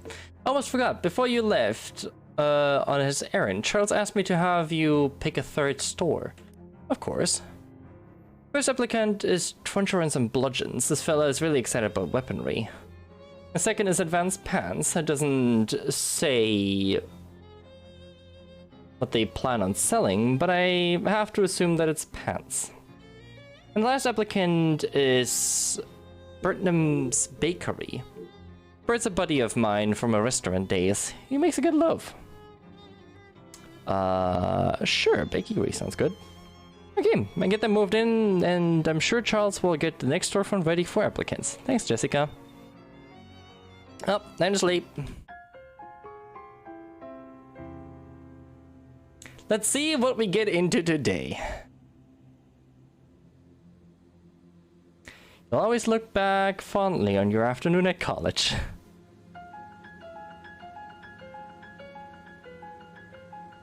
Three statues of you, each whispering. The whispering drifts in and out and mixes together, making it hard to understand. All I got, all I ever, all I'm doing. Brawn, study, bluffing. Show one of them up.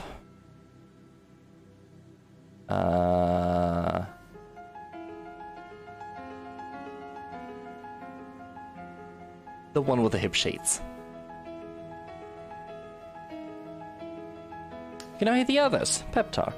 You're giving yourself a pep talk and convinced yourself that you're smarter and stronger than you actually are. Ah. Well, I should have probably taken that one, but oh well. This dream has a horrible hole in it. Go through.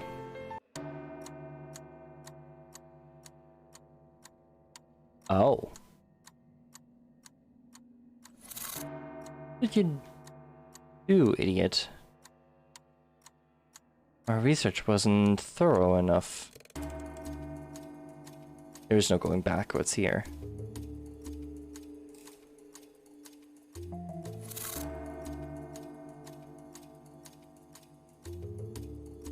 Something prevented me from entering the campus. Will the barrier hold without me?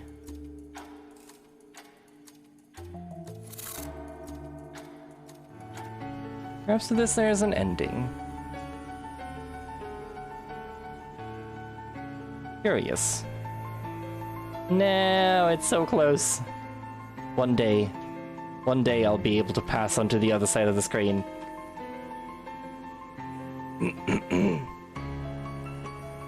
Why not?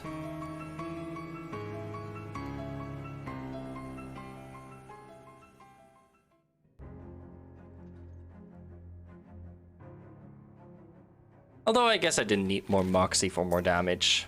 I mostly just need more skills. Or just more overall stats to do stuff.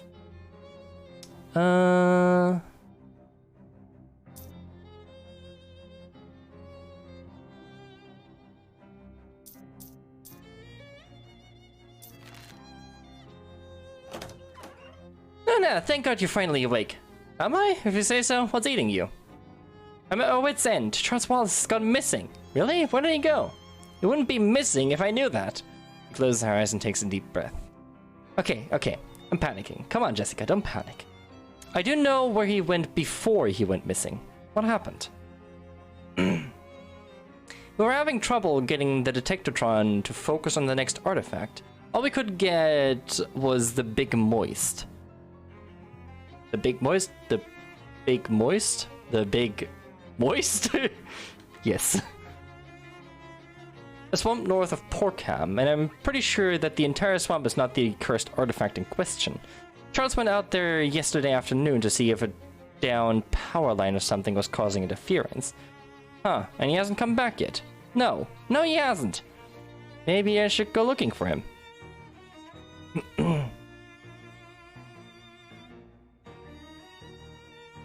Are you trying to drive me crazy? Come on, get a wiggle on for crying out loud. Charles could have been eaten by gator men by now. Map of Big Moist. It's a block of cheese.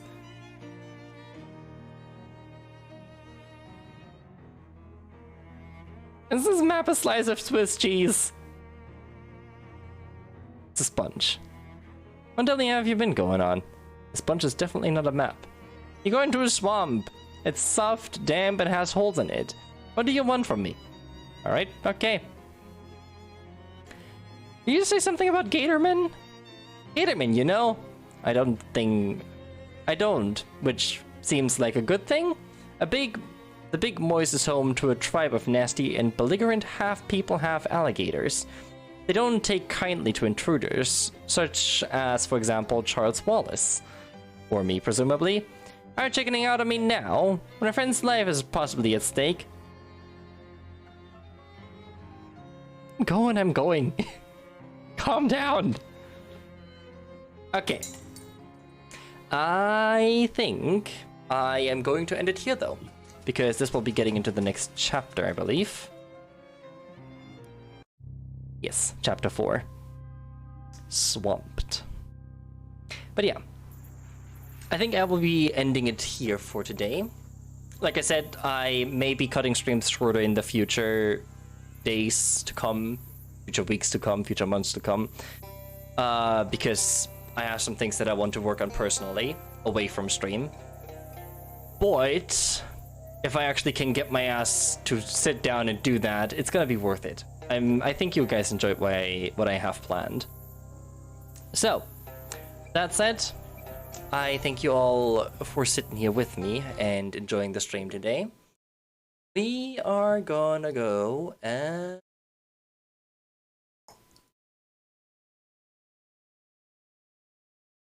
we're gonna go and raid TC, because I don't have anybody else streaming right now.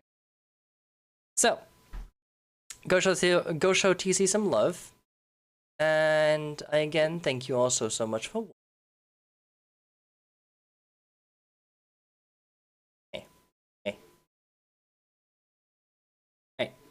But yeah, I hope you guys enjoyed the stream today. I thank you all so much for watching. For those that haven't followed yet, make sure to do so. It keeps you updated with everything I do. Other than that, make sure to check out the Discord server. I'll be keeping y'all posted on there on whether or not I'm actually pulling through with this idea. And last but not least, make sure to check out the VOD page or YouTube page for VODs from previous streams. This one will be going up in 24 hours from the end of this stream. Actually, it never does. I don't know why I keep saying that. It will go up at midnight next day. My time. Figure it out. It'll be there. But yeah. Make sure to copy our raid call. And I will see you guys tomorrow. Until then, have a good night. Bye-bye.